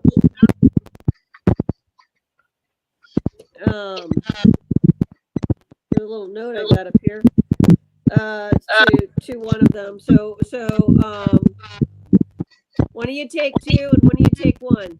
Just say who's doing All right, that what. takes Cal down to 10. And Captain Rogers down to 10 without you Okay, using all right. your life. Now I can I've got some other spells I can use on you guys. So hold on a second. I know. I'm gonna cast Healing Font. What? Healing Font. All right, roll a d20 to see if it works. 20 plus wisdom modifier plus level, beat it on an 8. Okay, so that's gonna be a 19. All right, tell them how much they get healed. So you guys get healed for 4 rounds. And first round is 7. Anybody else heard? Get in here. Second round is 1 each. Third round is 8. I'm back to normal. Fourth round is 5. Thank you.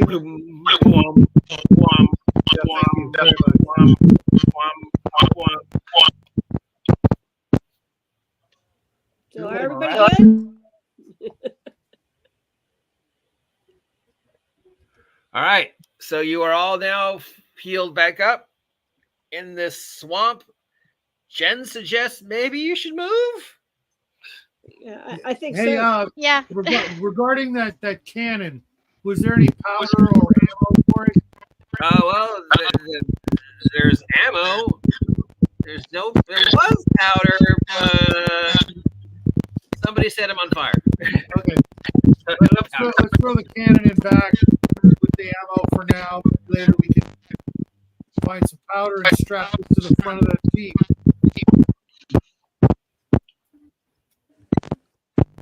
Okay, so you have a cannon, 3 guns, and some gold. The pop. Wooden shield. So if we're gonna drive, like I'd be okay driving, but I think Honey definitely needs to get some rest, and the guys that have been hurt a lot. Well, we're healed fully, so that's very lucky. Yeah. So if we want to move, I'll drive. If we don't want to move, I guess I can take a watch. I will watch again. So you're not going to move, or you are going to move? Well, I'm not sure. What do you think, Captain? I'm for moving, man, but I mean, what more could happen?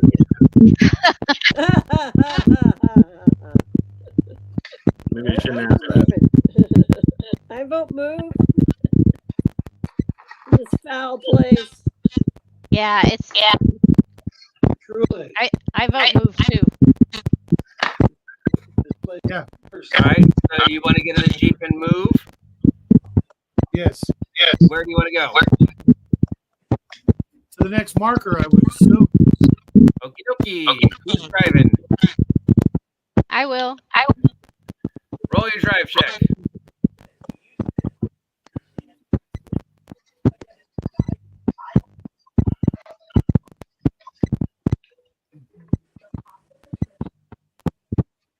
Oh, what 21. All right. You drive about an hour into the swamp based upon the direction that you remember according to the real map. And as you approach, you see a clearing. It's almost idyllic setting opens up before you. The thick swamp opens up into a clearing with a soft carpet of moss and grass. A gigantic crystal clear pool occupies the center of this clearing with several weeping willows over it, dipping their fronds into the surface. A small spring gurgles at one edge of the pond. A gentle breeze ripples the pool and provides the only sound here. Another opening at the opposite end of the sedge leads into what appears to be a shadowy green area. Oh, it's a grotto. Or it is not as we perceive it. Yeah, I'm scared to trust it. It's so beautiful.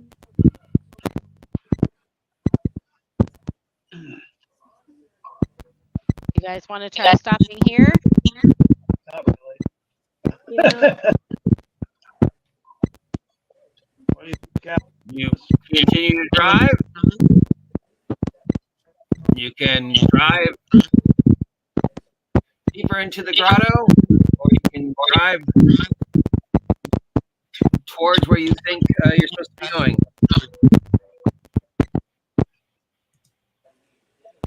I mean, it looks safe, right? It does. It looks like maybe we could at least take a little comfortable rest. I don't know. I don't think anything is safe. Yeah, it's this crystal clear, bubbling blue pool. It's got these weeping willows dipping into it. There's no noise here other than the trickling of the water and the stream, which is weird because where are the birds? And then at the opposite end you came in, there seems to be almost like a green tunnel of just plants. Now you can go into that tunnel, you can stop here, or you can continue the way you were going. That tunnel could be a death trap. Yeah. Should we just keep going? I don't know. What do you guys want to Mr. do? Honey, Mr. Honey, do you sense anything unnatural about this place? Okay. I'm going to cast Detect Evil. Okay, so boing. Well, roll a d20, but see if it works. D20 plus wisdom 20. modifier plus level, beat an 11. 20. Nope. You don't detect evil. You don't detect good. In fact, you don't detect a noticeable. My God, Kip, what drives a man to go neutral?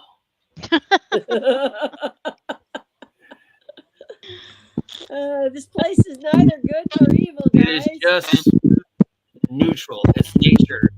Jen, you feel almost at home here. It's like the closest you've connected to the green since you gotten this weird place. It feels very healthy. I kind of like it. Okay, well, let's set up camp and try to make the area safe then. Okay. At Hey, least there's a clearing here so we can see a little bit. Something comes at us. I got a quick question for you, sister. When you see the light, what color is it supposed to be? When I see the light? Like if you're dying, because I mean, I felt like I died for a second. White? Okay, that's weird because mine was green. Cal, can you try, like they said, maybe plugging your earphones into the phone?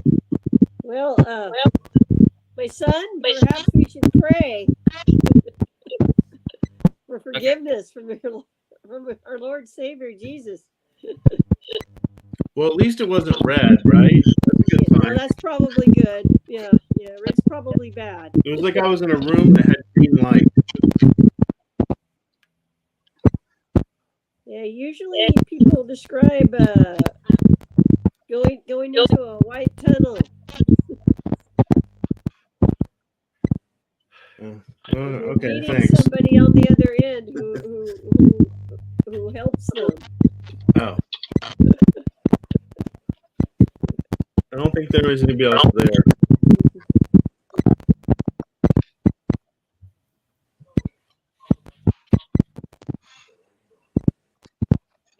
So the birds are still on me, but we don't hear them? They've all kind of just nestled into the trees around the grotto, and they're not making any noise. Quiet. Okay. Well, The only noise is the wind and the stream. Let's definitely stay here for a little bit then, because And this you're is the only talking. piece I've had. Oh, And it seems perfectly peaceful, perfectly neutrally safe.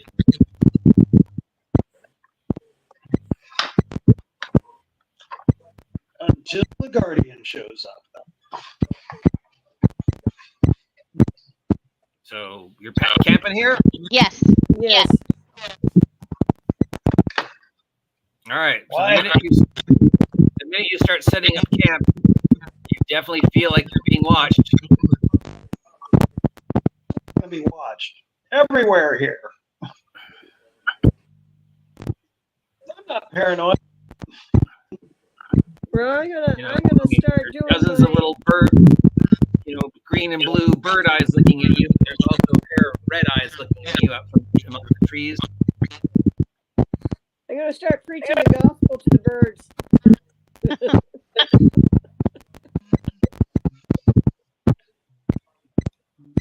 All right. Are you setting up watches? Oh, for sure. Oh yeah. I'll take the watch with whoever else wants to be with me. I'm gonna rest so I can get recharged.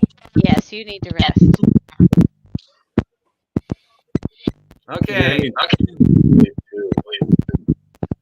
Badly. you start your watch about, other than the uneasy feeling of being watched, nothing happens. You set up camp, you unroll everything, do whatever you do to set up camp, go potty, brush your teeth. But time passes, you are unaccosted. About hour and a half, and then you see a green light coming down the green tunnel towards you guys, wherever you were or was ever watching.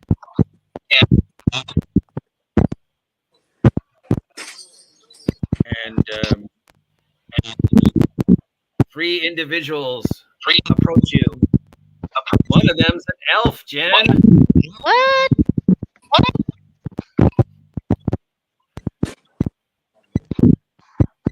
Elf. Do they seem hostile or friendly? They do not have weapons drawn. Their hands are behind their backs. The elf has a bow, but it is not knocked.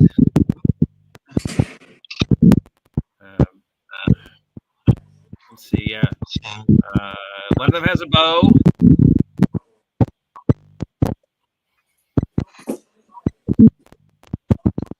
Okay. The other 2 just seem to have swords.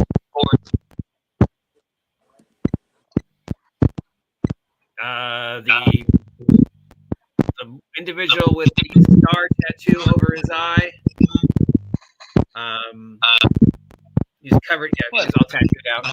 They're all tattooed. Because of tattoos. But he steps forward and says, I am Geraldus of the Reclaimers.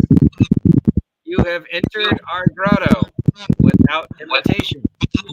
I bid you hello. What brings you here? Only seeking refuge. Yes. We travel. Refuge can be given or not. You may stay for as long as you wish, or you can leave. Thank you. We do not care either way. It's a much nicer greeting than we've received from previous beings we've met in this great swamp. Oh, we nice. We are neither nice nor mean. We are the Reclaimers. What? Druids. Oh. And we have sworn to the neutrality of reclaiming the swamp. And as they're talking, this weird-looking tiger creature comes out of the bushes. You realize this is the thing that's been watching you. Oh. Oh, shit. What the hell is that? Oh, damn. This is Deathmane. He told us of your exploits against Tom Crickwood. We apologize. He was one of us, but he became corrupted. Well, we try. I tried to reason with him. He wouldn't. Yes. Your machines, they are not natural. The swamp does not like them. But we will not interfere. I won't take it personally from the swamp. As long as you do no harm to our work, you may stay. We simply seek a place There we to go. stay tonight.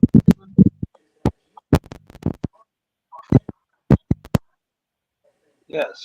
We only wish to rest as we journey through this land. You may rest here as long as you wish. Sample the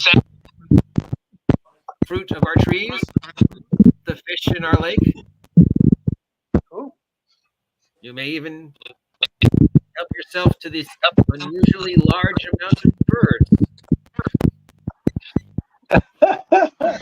We will not bother you. We will neither help nor hinder you.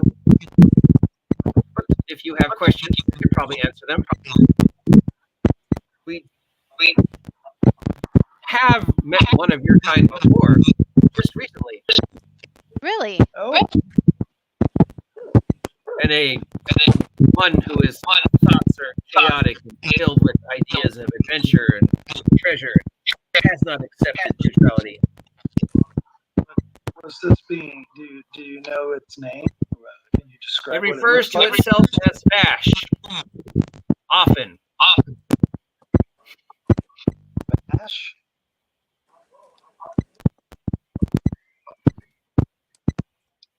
VASH? That's how you. B-A-S-H.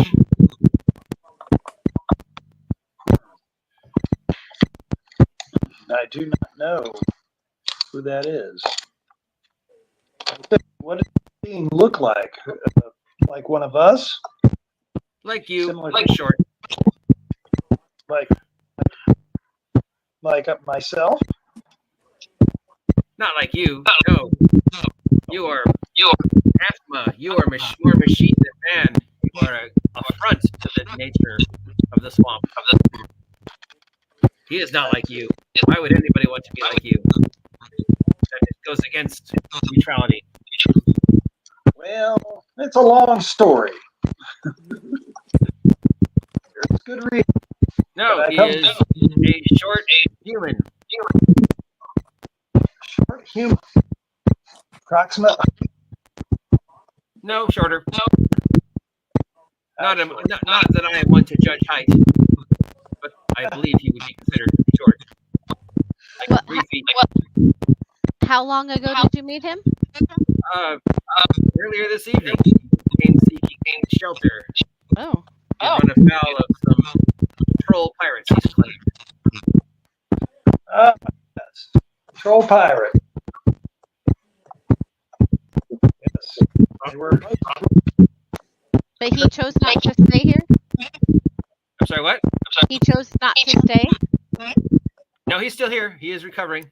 He was badly wounded. Oh.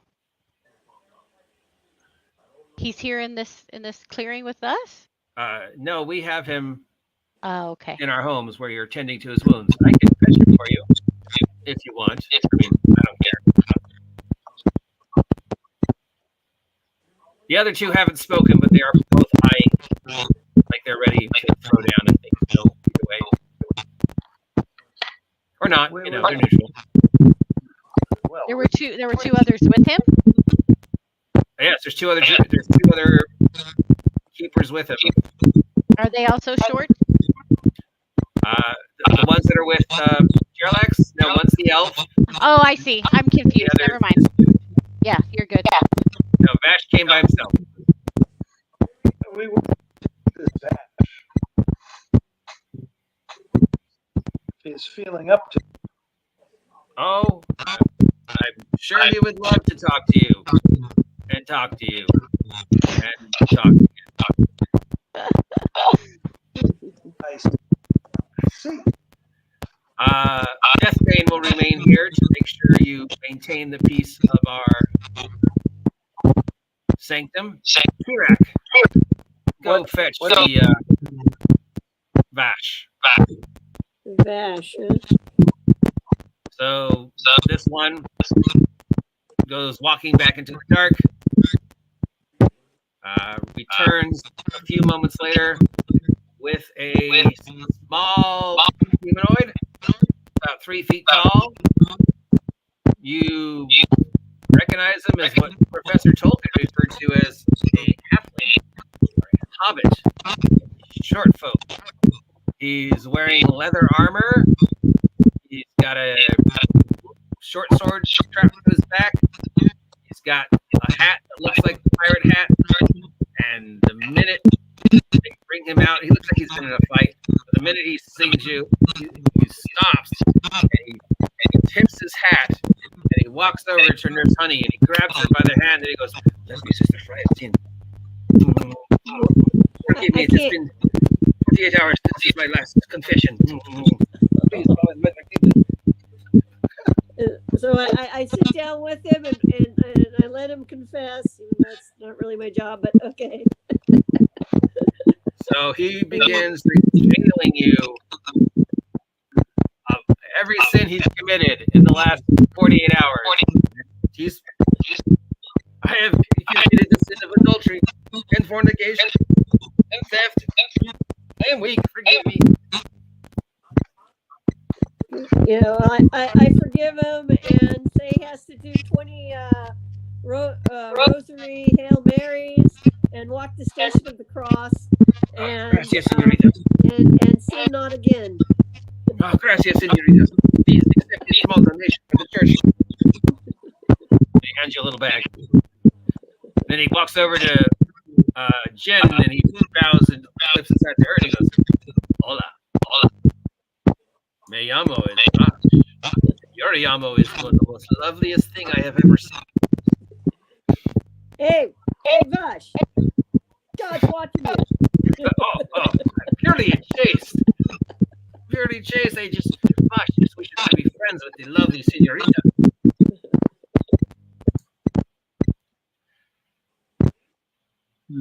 Let me sing a song about how lovely this woman is. At that point, the judges go, "Nope." Out of nowhere, he pulls like a little teeny guitar. Ding, ding, ding, ding, ding, ding, ding. And he starts singing a song about how lovely he thinks Jen is. Oh, bonita Sarita. And this guy apparently speaks Spanish.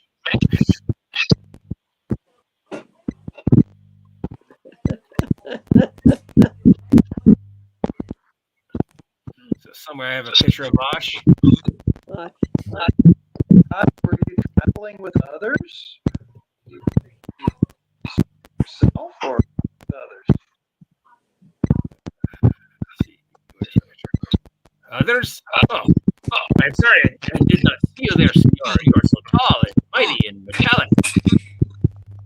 I have never seen a man as heavily scarred as you. What horrible battle did you survive? Gosh, you'll make a mighty epic about it. No need. Just wonder why someone so small as you is in a swamp by himself. I am small of stature, but I am mighty of vision. I come here to claim this land in the name of Spain and look for the fabled Rio de Oro, but I got separated from the rest of my crew by this fog. And then I was in a swamp being chased by pirates. I see. Yeah, we met the pirates. Trolls are now slumbering.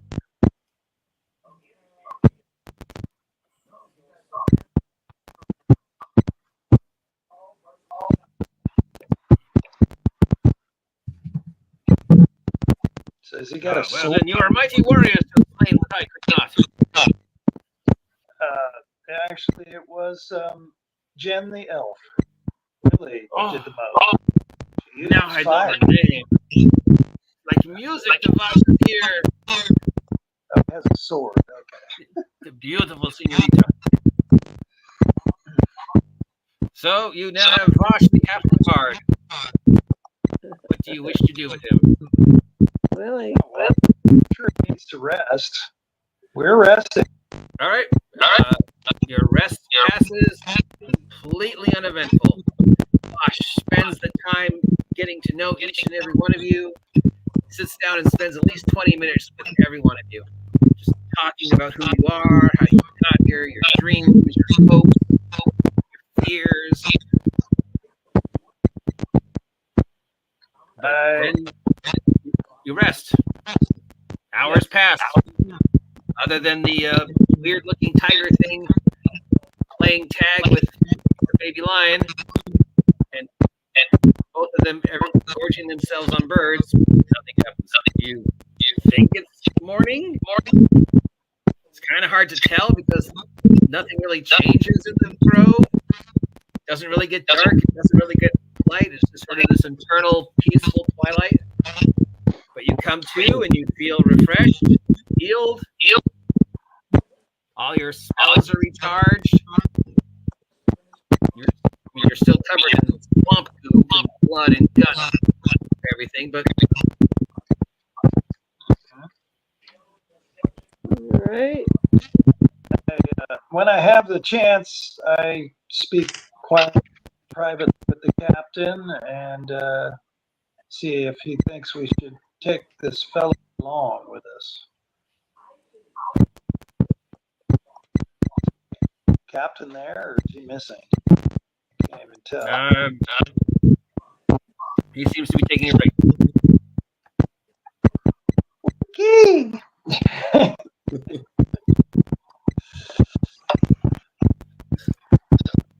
Well, look, if we consult our map, can we tell how close we are to our destination? You're still a couple days, but yeah. Okay. You still got some swamp to go through, and then you'll be at the base of the Stoneheart Mountains. Then you got to trek through the mountains to get to the cave. Okay.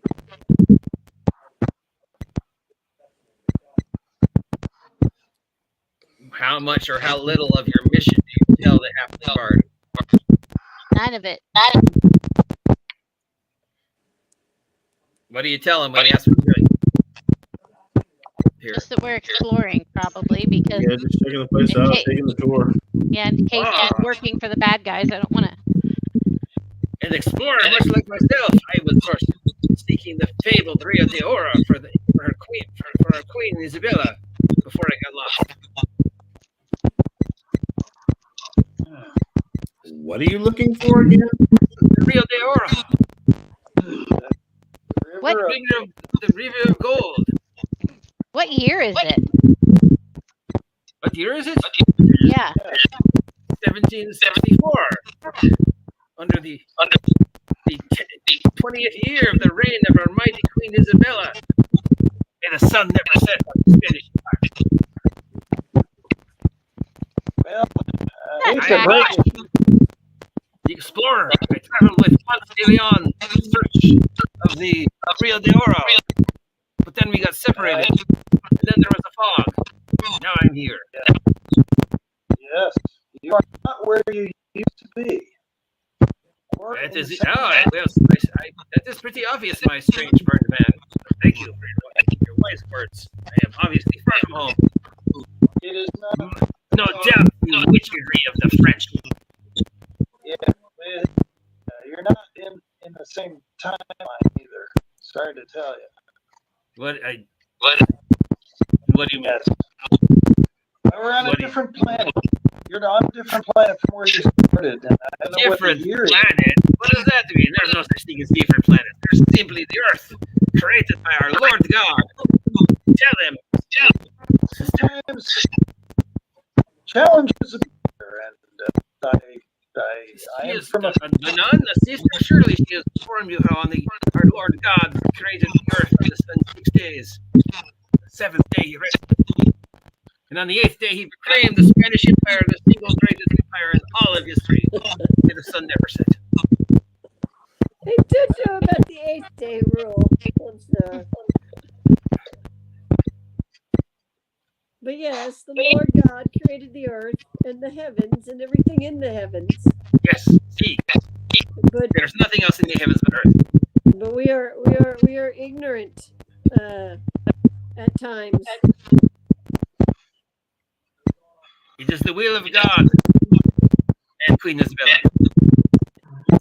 At any rate, we are exploring and attempting to see if some of the legends and myths we've heard about this place have any basis. Oh, I would be honored if you would allow me to join you.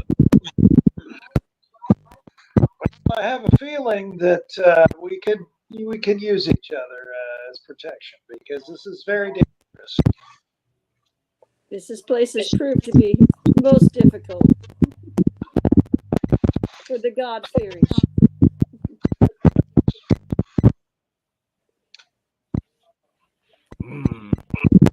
We will show them the might of our Lord and Savior Jesus Christ and the Spanish Empire. Yes.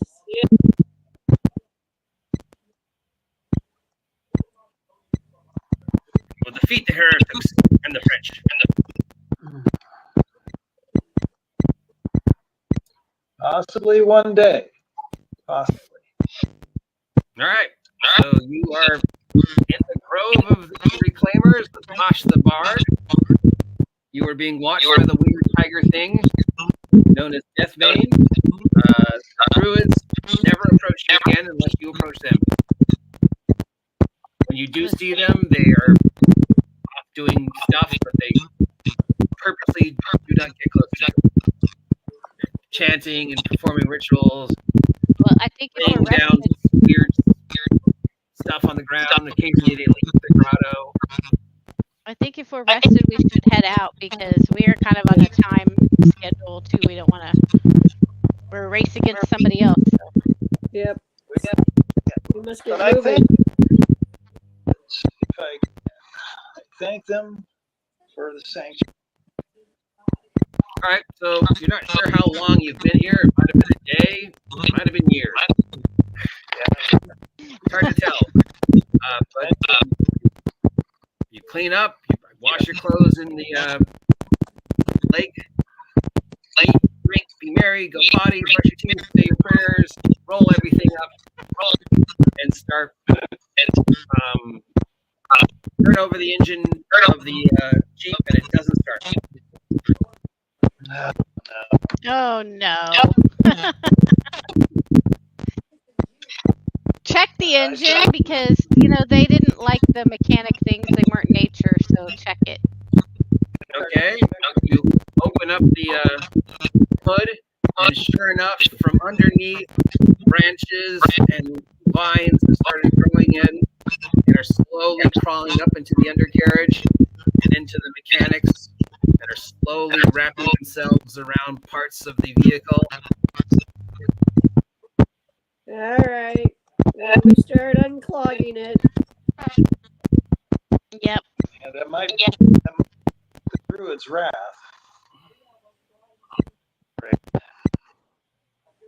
Well, no. I'm sorry. They said they wouldn't help nor hinder us, but this was hindering us. So if they get mad at us for Yeah, and doing also that. we want to remove the offending item from their swamp. Yes. Part of nature, and so they may become offended. I don't know. I agree with you. I will start tearing the vines out from our vehicle. Hey, David, Okay. you should supervise to make sure we don't tear something we're not supposed to. Oh, You I'm would- great at you would- supervising. You and As Landis. you begin doing that, I mean, Bane I could have been a supervisor at work, but takes note and goes running off into the woods. Who does? The weird tiger. Oh. Tiger boy. Your pet.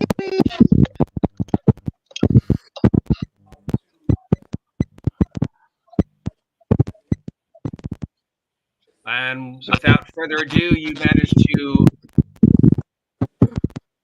free the Jeep. And you get in and you start trundling away. And as you approach the way out, it has become all grown over with trees and branches and almost become a wall of wood. Oh, everybody. Jaldis appears and says, I am sorry. You can leave, but that contraption must remain behind. You must return it to its natural state. It is an affront to the neutrality of the woods. Well, we want you to said- remove it from the woods Yes. so that it's no longer even present here. Roll a charisma check. Charisma check. Yep. also it's a machine. It's pretty much neutral, right? Where's my charisma? I rolled Neutral. a 13. They confer amongst the three of themselves. The elf gets on her knees and touches the ground, stands back up and whispers something to Jealous.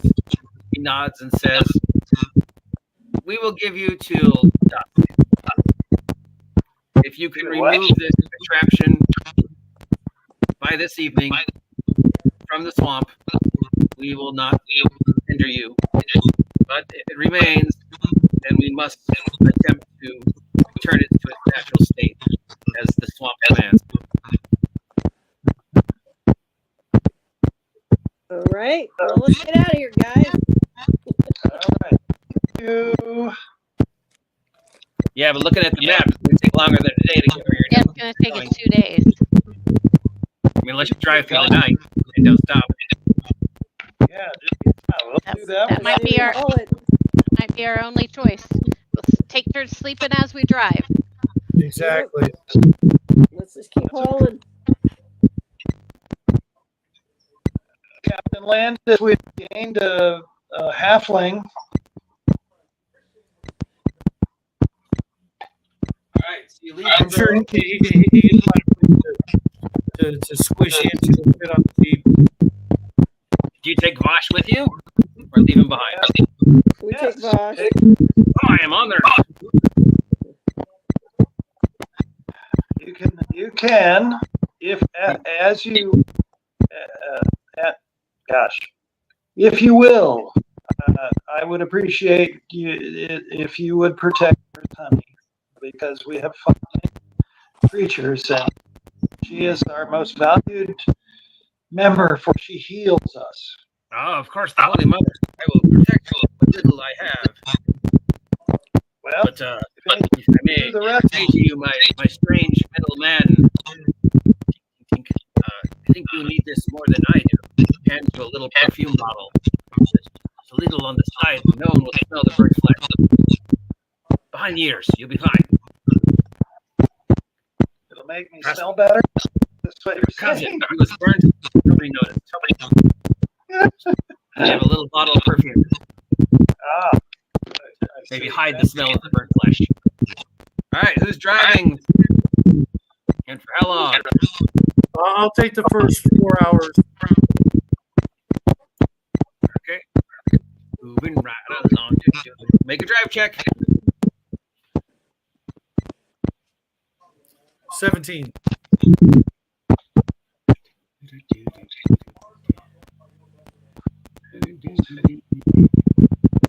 All right. 4 hours pass. No encounters. Who's taking the second 4 hours? Yeah, didn't we kill everything in the swamp already? God, no. It's a swamp.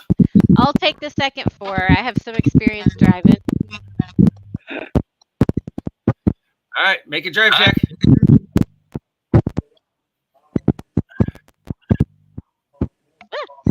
18. 4 hours pass. Nothing really bothers you. A few dinosaurs lift their heads up. Big, gigantic brontosauruses at the noise, but other than that, and yeah, pretty much uneventful trip. I mean, other than the flock of birds that's following behind you. Signaling to everything in sight that there's something there. Thanks, birds. Which means 8 hours has passed. It is now dark. You have reached what on your map would have been your next stopping point. It's another tree, just like the ones you've seen that the reclaimers have. We got to keep going. Yes. All right. Keep going, keep going. Who's driving That next? one. I cast a light on the front of the Jeep, so hopefully get better headlights on. So we have the light spell and the headlights. Okay, who's driving for the first shift in the evening? I'll go ahead and take a drop. All right, hour number 2 hours. Make a check. Driving check. With my level 22. All right. Check number 2.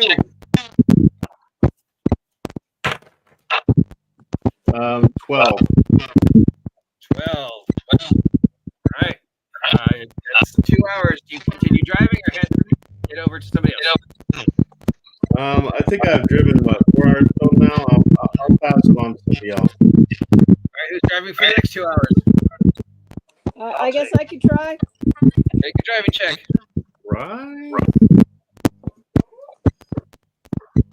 I rolled an 11. Okay. Dun, dun. Driving check number 2.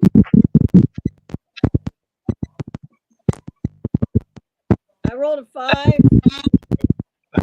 Oh, These guys can't let me drive, guys. gee.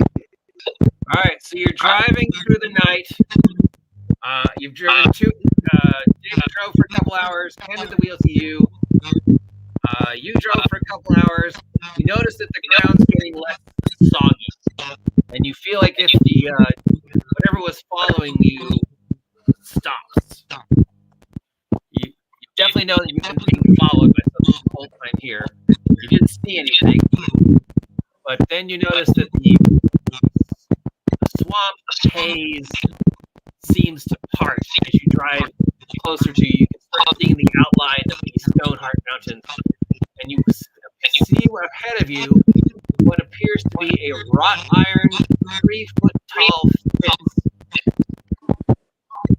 It runs either direction and then turns away from you at right angles and continues on until turning again and meeting at the far side, forming approximately a quarter-mile large square.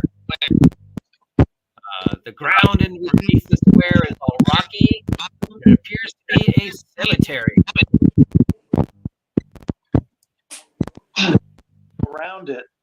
Better wait, dark honey. You gonna drive around it? Go around, yeah. Yeah, let's drive around it. Yeah. All right, who's No, driving no, around? no sense of driving through a cemetery. All right, drive. Who's ever driving? I guess I'm driving. Okay, make a right drive check. I rolled a 20. Nice. Okay, you drive past the graveyard. Nothing bothers you. You do get a very interesting, almost somebody walking on your grave feel.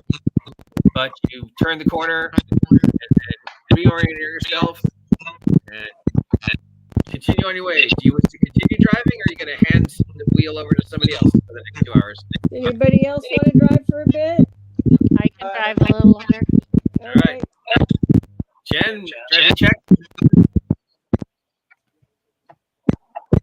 18. I go back and You are coming across what appears to be a large burial mound. You could drive over it or around it. I would prefer to go around. Okay, make a driving check.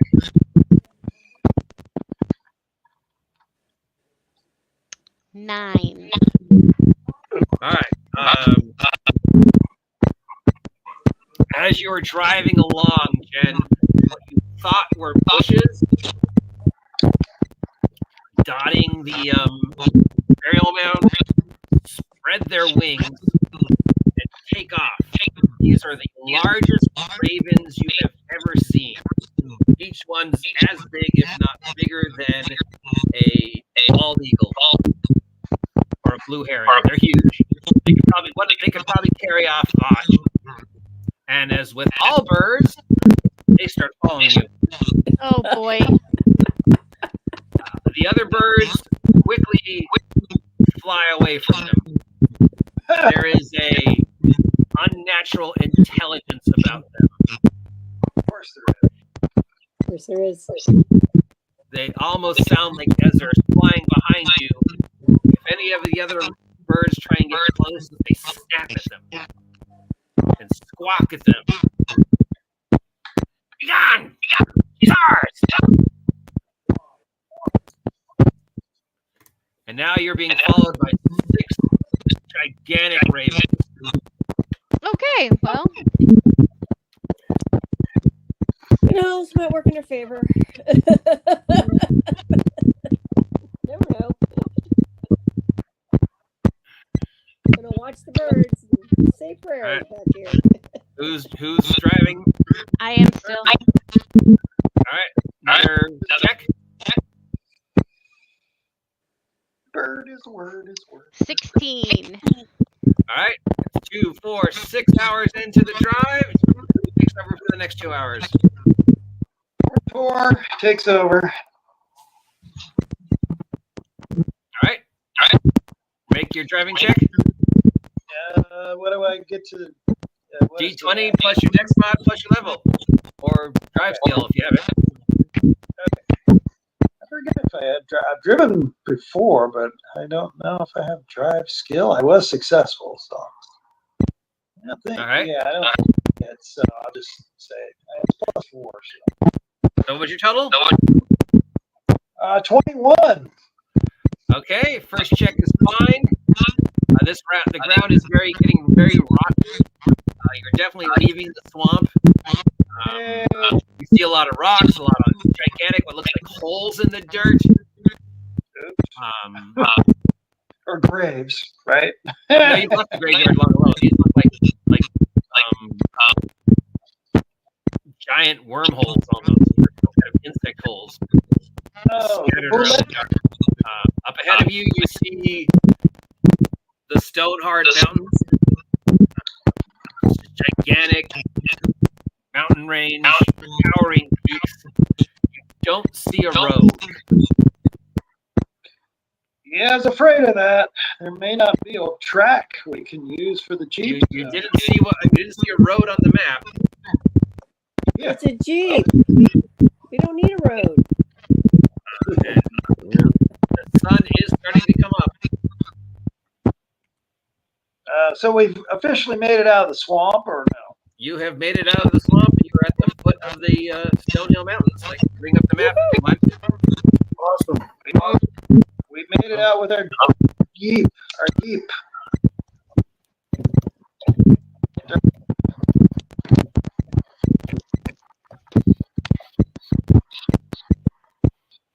All right.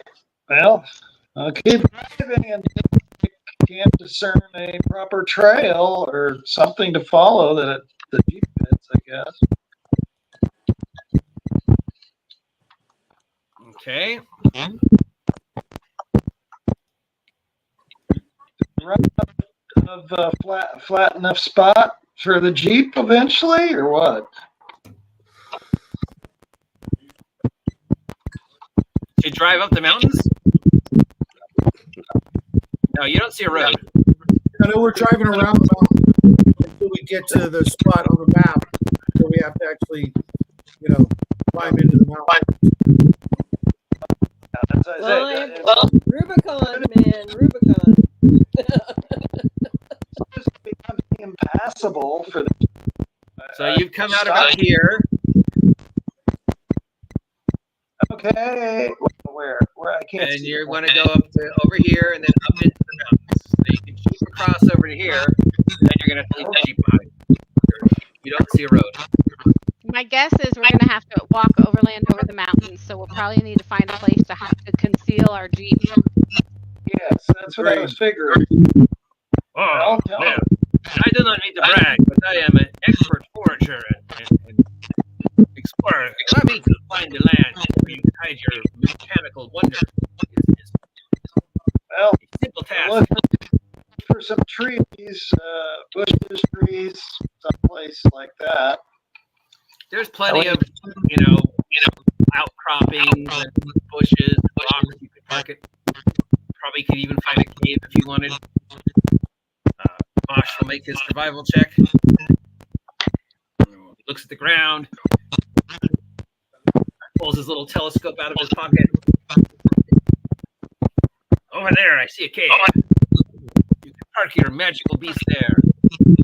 Well, it might go against the current residents' wishes, perhaps. I do not know. Let's check it out. Yeah, let's be cautious here. We've had some tough fights already. Yeah. Let's make some torches if we can. All right, as you drive towards the cave, you do see that there seems to be two individuals standing just in the entrance. Well, what is, they look humanoid-ish? They're humanoid. They're both holding spears. As you get closer, you see that they're skeletons. Oh, the undead. Well, they probably won't mind a jeep. They're broken into bits. So you see two skeleton undead standing there. They seem to be guarding the entrance. Well, I'll stop. Well, there could be more dead in there. That could be fun. Not. Perhaps we want to avoid the cave, folks. Do they act like they see us or are responding to us at all? You can't tell if they see you, but they don't seem to be responding to you. They're standing there. The jeep is sacred ground. That's true. Well, that ended a couple days ago. Oh. Truly a miracle. Where is that thing? Truly a miracle. You'd have to consecrate it again if you wanted to. Well, do we want to drive around and try to find another spot? Yes, because I mean, two skeletons may be only the tip of the spear, so to speak. We don't know to be in there. It could be. Mosh pulls out his little telescope, looks around again, and does his survival check. He points to another thing over there. What's over there? Woods or what? I see what seems to be a small building. A building? Well, we've got undead. So check it out. A building, which be ready for more undead is what I'm thinking. Well, I mean, we might as well go check it out. We don't have much. This is where we're going, so. As you drive closer, it does seem to be a small stone building with a thatched roof. Definitely has seen better days. Could be an old farm or a watchtower house or something. Well, let's go check it out. Or a tomb. Burial. Stop the jeep and approach. And you hear a noise coming from inside. It sounds like people talking.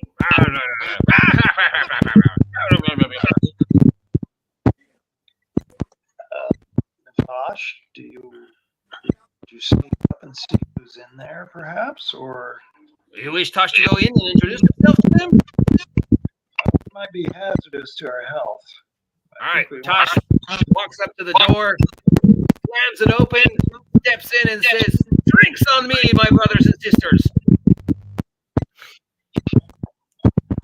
Oh, Okay. and you hear, follow it behind, or Yeah. Yeah. Both lasers. all right. It seems to be a makeshift bar. There's a table in the center. There's a couple just wooden kegs. Sitting around the table are 5 individuals who are definitely dead.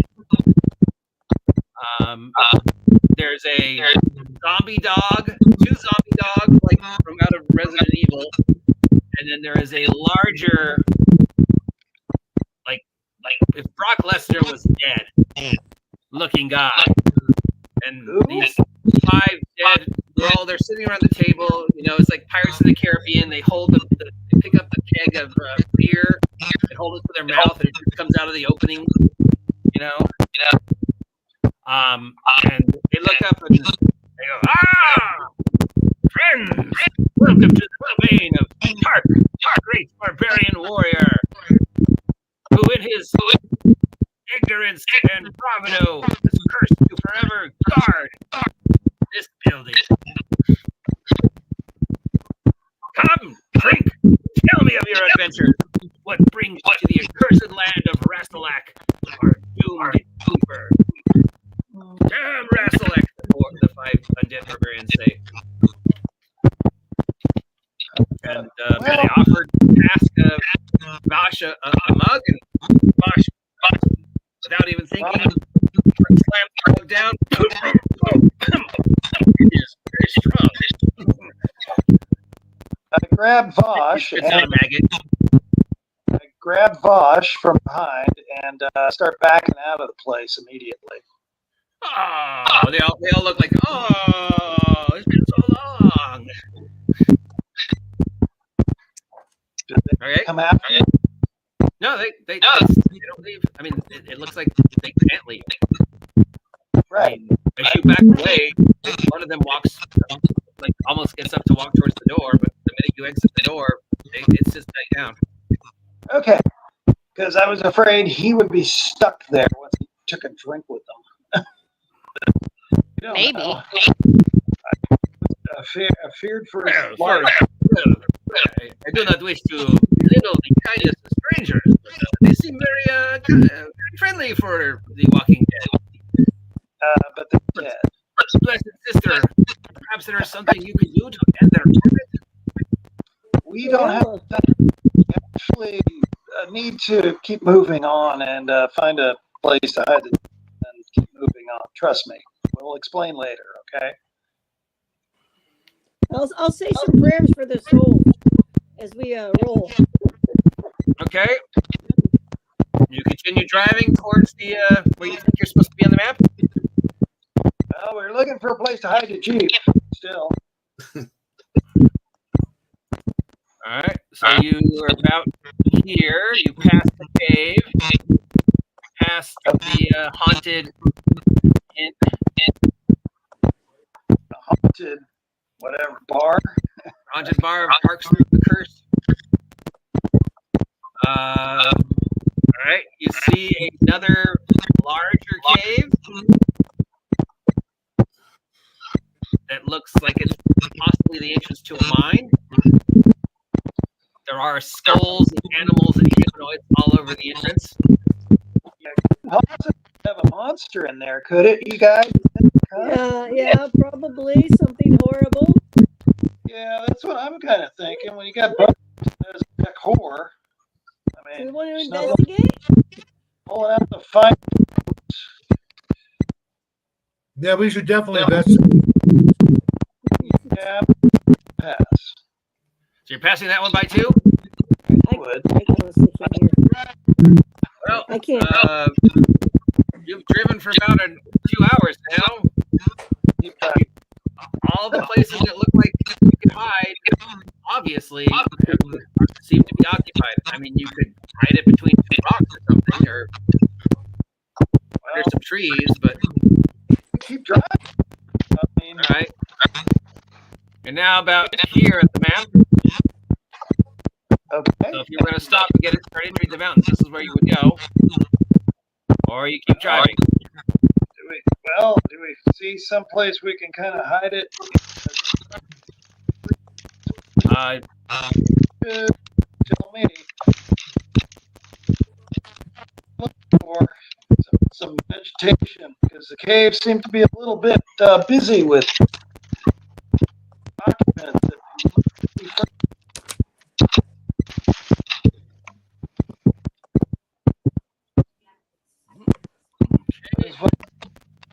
Something else handy? You don't see anything here where you camp out. You can keep looking, go back to where you came, or continue forward, or go deeper into the oily lands, away from the mountains, right at where you're supposed to park, start reaching the cave. There's nothing obvious. I mean, there's plenty of things you could hide it behind. You could park it between 2 rocks. You could park it under some trees. At least a couple of racks to kind of hide it from view. That would make sense. If nothing else, what do you think, Captain Landis? We can always cover it with a tarp and then cover the tarp with dirt. Yeah, let's do that. One of you could always stay behind and watch it. That's what we do. Well, in this case, we don't have. There's not a whole lot of us, you know. I don't think so. I could stay behind and watch it. Unless you wish Vash to accompany him, which Vash would very, very like. I wish to get more of the lovely Jen's inventions. I'd rather not leave one person by themselves. That seems to have to keep it. It's useful, but the living are worth more. Very well. Then we will just have to park it and, as you say, put some leaves on it. Maybe a net. Some dirt.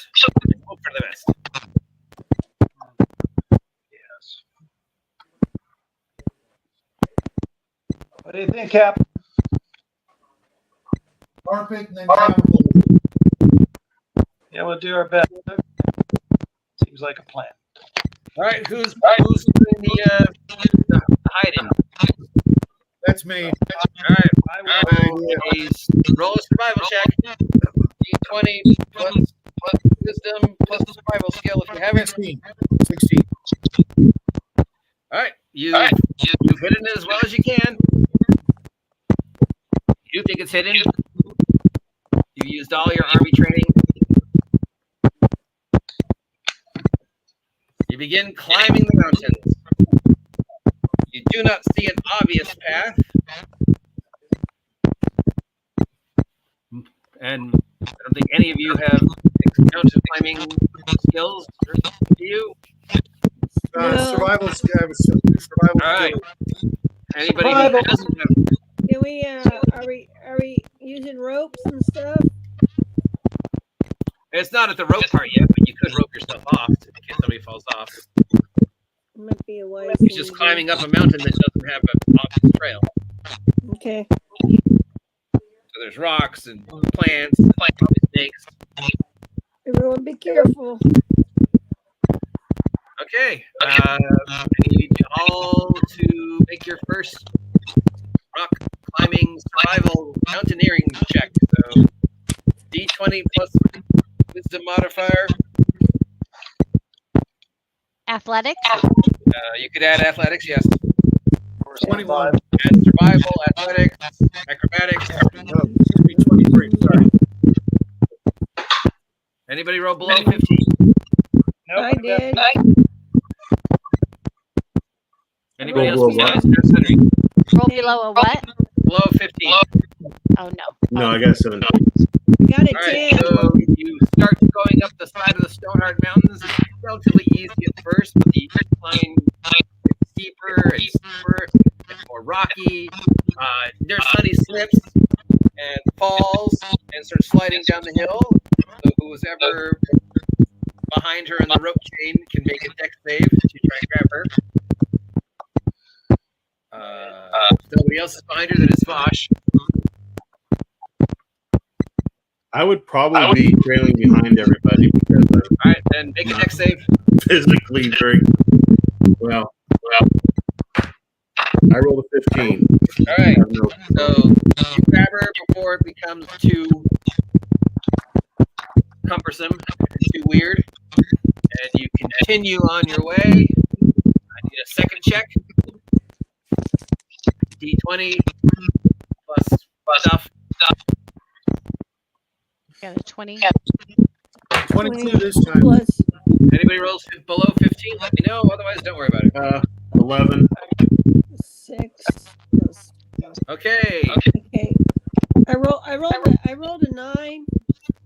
All right. So the two people at the end both slip and fall, and there's nobody else to catch them. So that would be whoever's ahead of them on the chain needs to make a strength check. I'm at the front of the rope. Yeah, well, I figure it's either probably you or Vosh at the front. Because he's the teeniest. I guess I could be behind them. What do I... A strength? Make a strength check, Jen. D20 plus 3 13. mod. What? 13. 13. You all feel a sharp yank, but at the last second, Jen manages to prevent the disaster. You pull everybody up before you go over the side. Ooh, that could have been scary. These black ravens are still following you, Jen. I'm gonna... What? When they get close to me, I'm gonna just look at them and say, "You could help." And as you pull the two up, you and stop for a second to get your bearings. Jen turns to the flock of 6 dire ravens that have been following you and says, "You could help."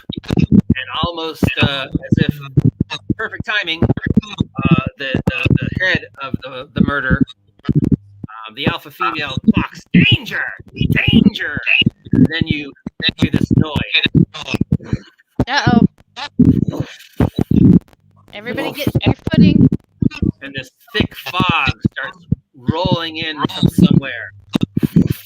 And as you look up into the sun, you see the outline of a dragon. Ah! Oh no! And it seems to open its mouth and breathe something out. And what looks like stones come out of its mouth and start falling on you. Everybody needs to make a dex save.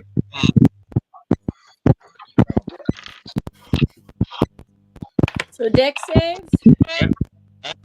Nat 20. Nice. Okay. 16. Okay. 16. 16, David. Okay. 18. 18. Okay. 13. All right. Whatever this fog, dragon, and this sun, it opens its mouth, it breathes something out. It looks like rocks. As these rocks bombard on you, they don't make the hard sound that rocks make. They make a soft, squishing noise, like somebody's dropping a watermelon from a height. And as you look down, you see that it's not rocks, it's heads. About 13, 14 decapitated heads, all looking up at you, and they look familiar. Did we find the dwarves? wasn't the dwarves, it was the other ones. No. You look down and you see the remains of the Lucky 13. And you hear from the dragon above, "Well played with your fake map, but the town paid for your impudence." There's a bolt of lightning, and when the lightning clears, Lord Soth and his little goblin commanders are there to pay you back for the false map. And that is where we will leave it. Nice. Next time I see you, it will be November. All right, thank you very much. Good game, you all. If you survive the next adventure, you'll level up again, because the trolls and everything else definitely was a huge chunk of experience.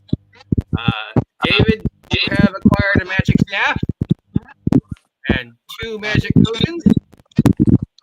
You've also acquired a couple guns and a cannon. You did lose the artifact, though.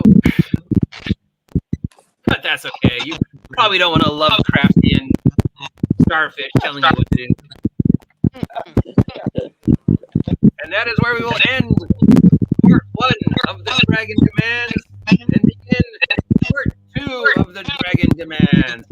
Whoa. Yay! Yay! Any questions, comments?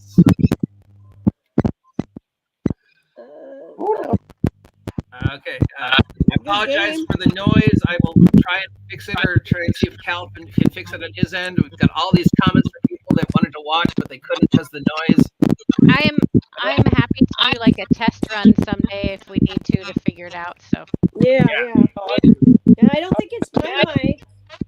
No, it's something about his, because when I do this, it goes away. It's his feedback. So we got to figure out if it's we can put earphones in or something. Yeah. Sometimes that helps, yeah. Earbuds or headphones should fix it. Yeah. Well, I'll go on the computer next time if I can, because I didn't. I mean, it was weird because it only started partway through. It gets progressively worse the longer we play. Yeah. I don't know what that is, but like when you start, it's barely there. Then as we go on, it gets weirder and louder and louder. It's harder and harder to hear. It looks like you're not hearing stuff.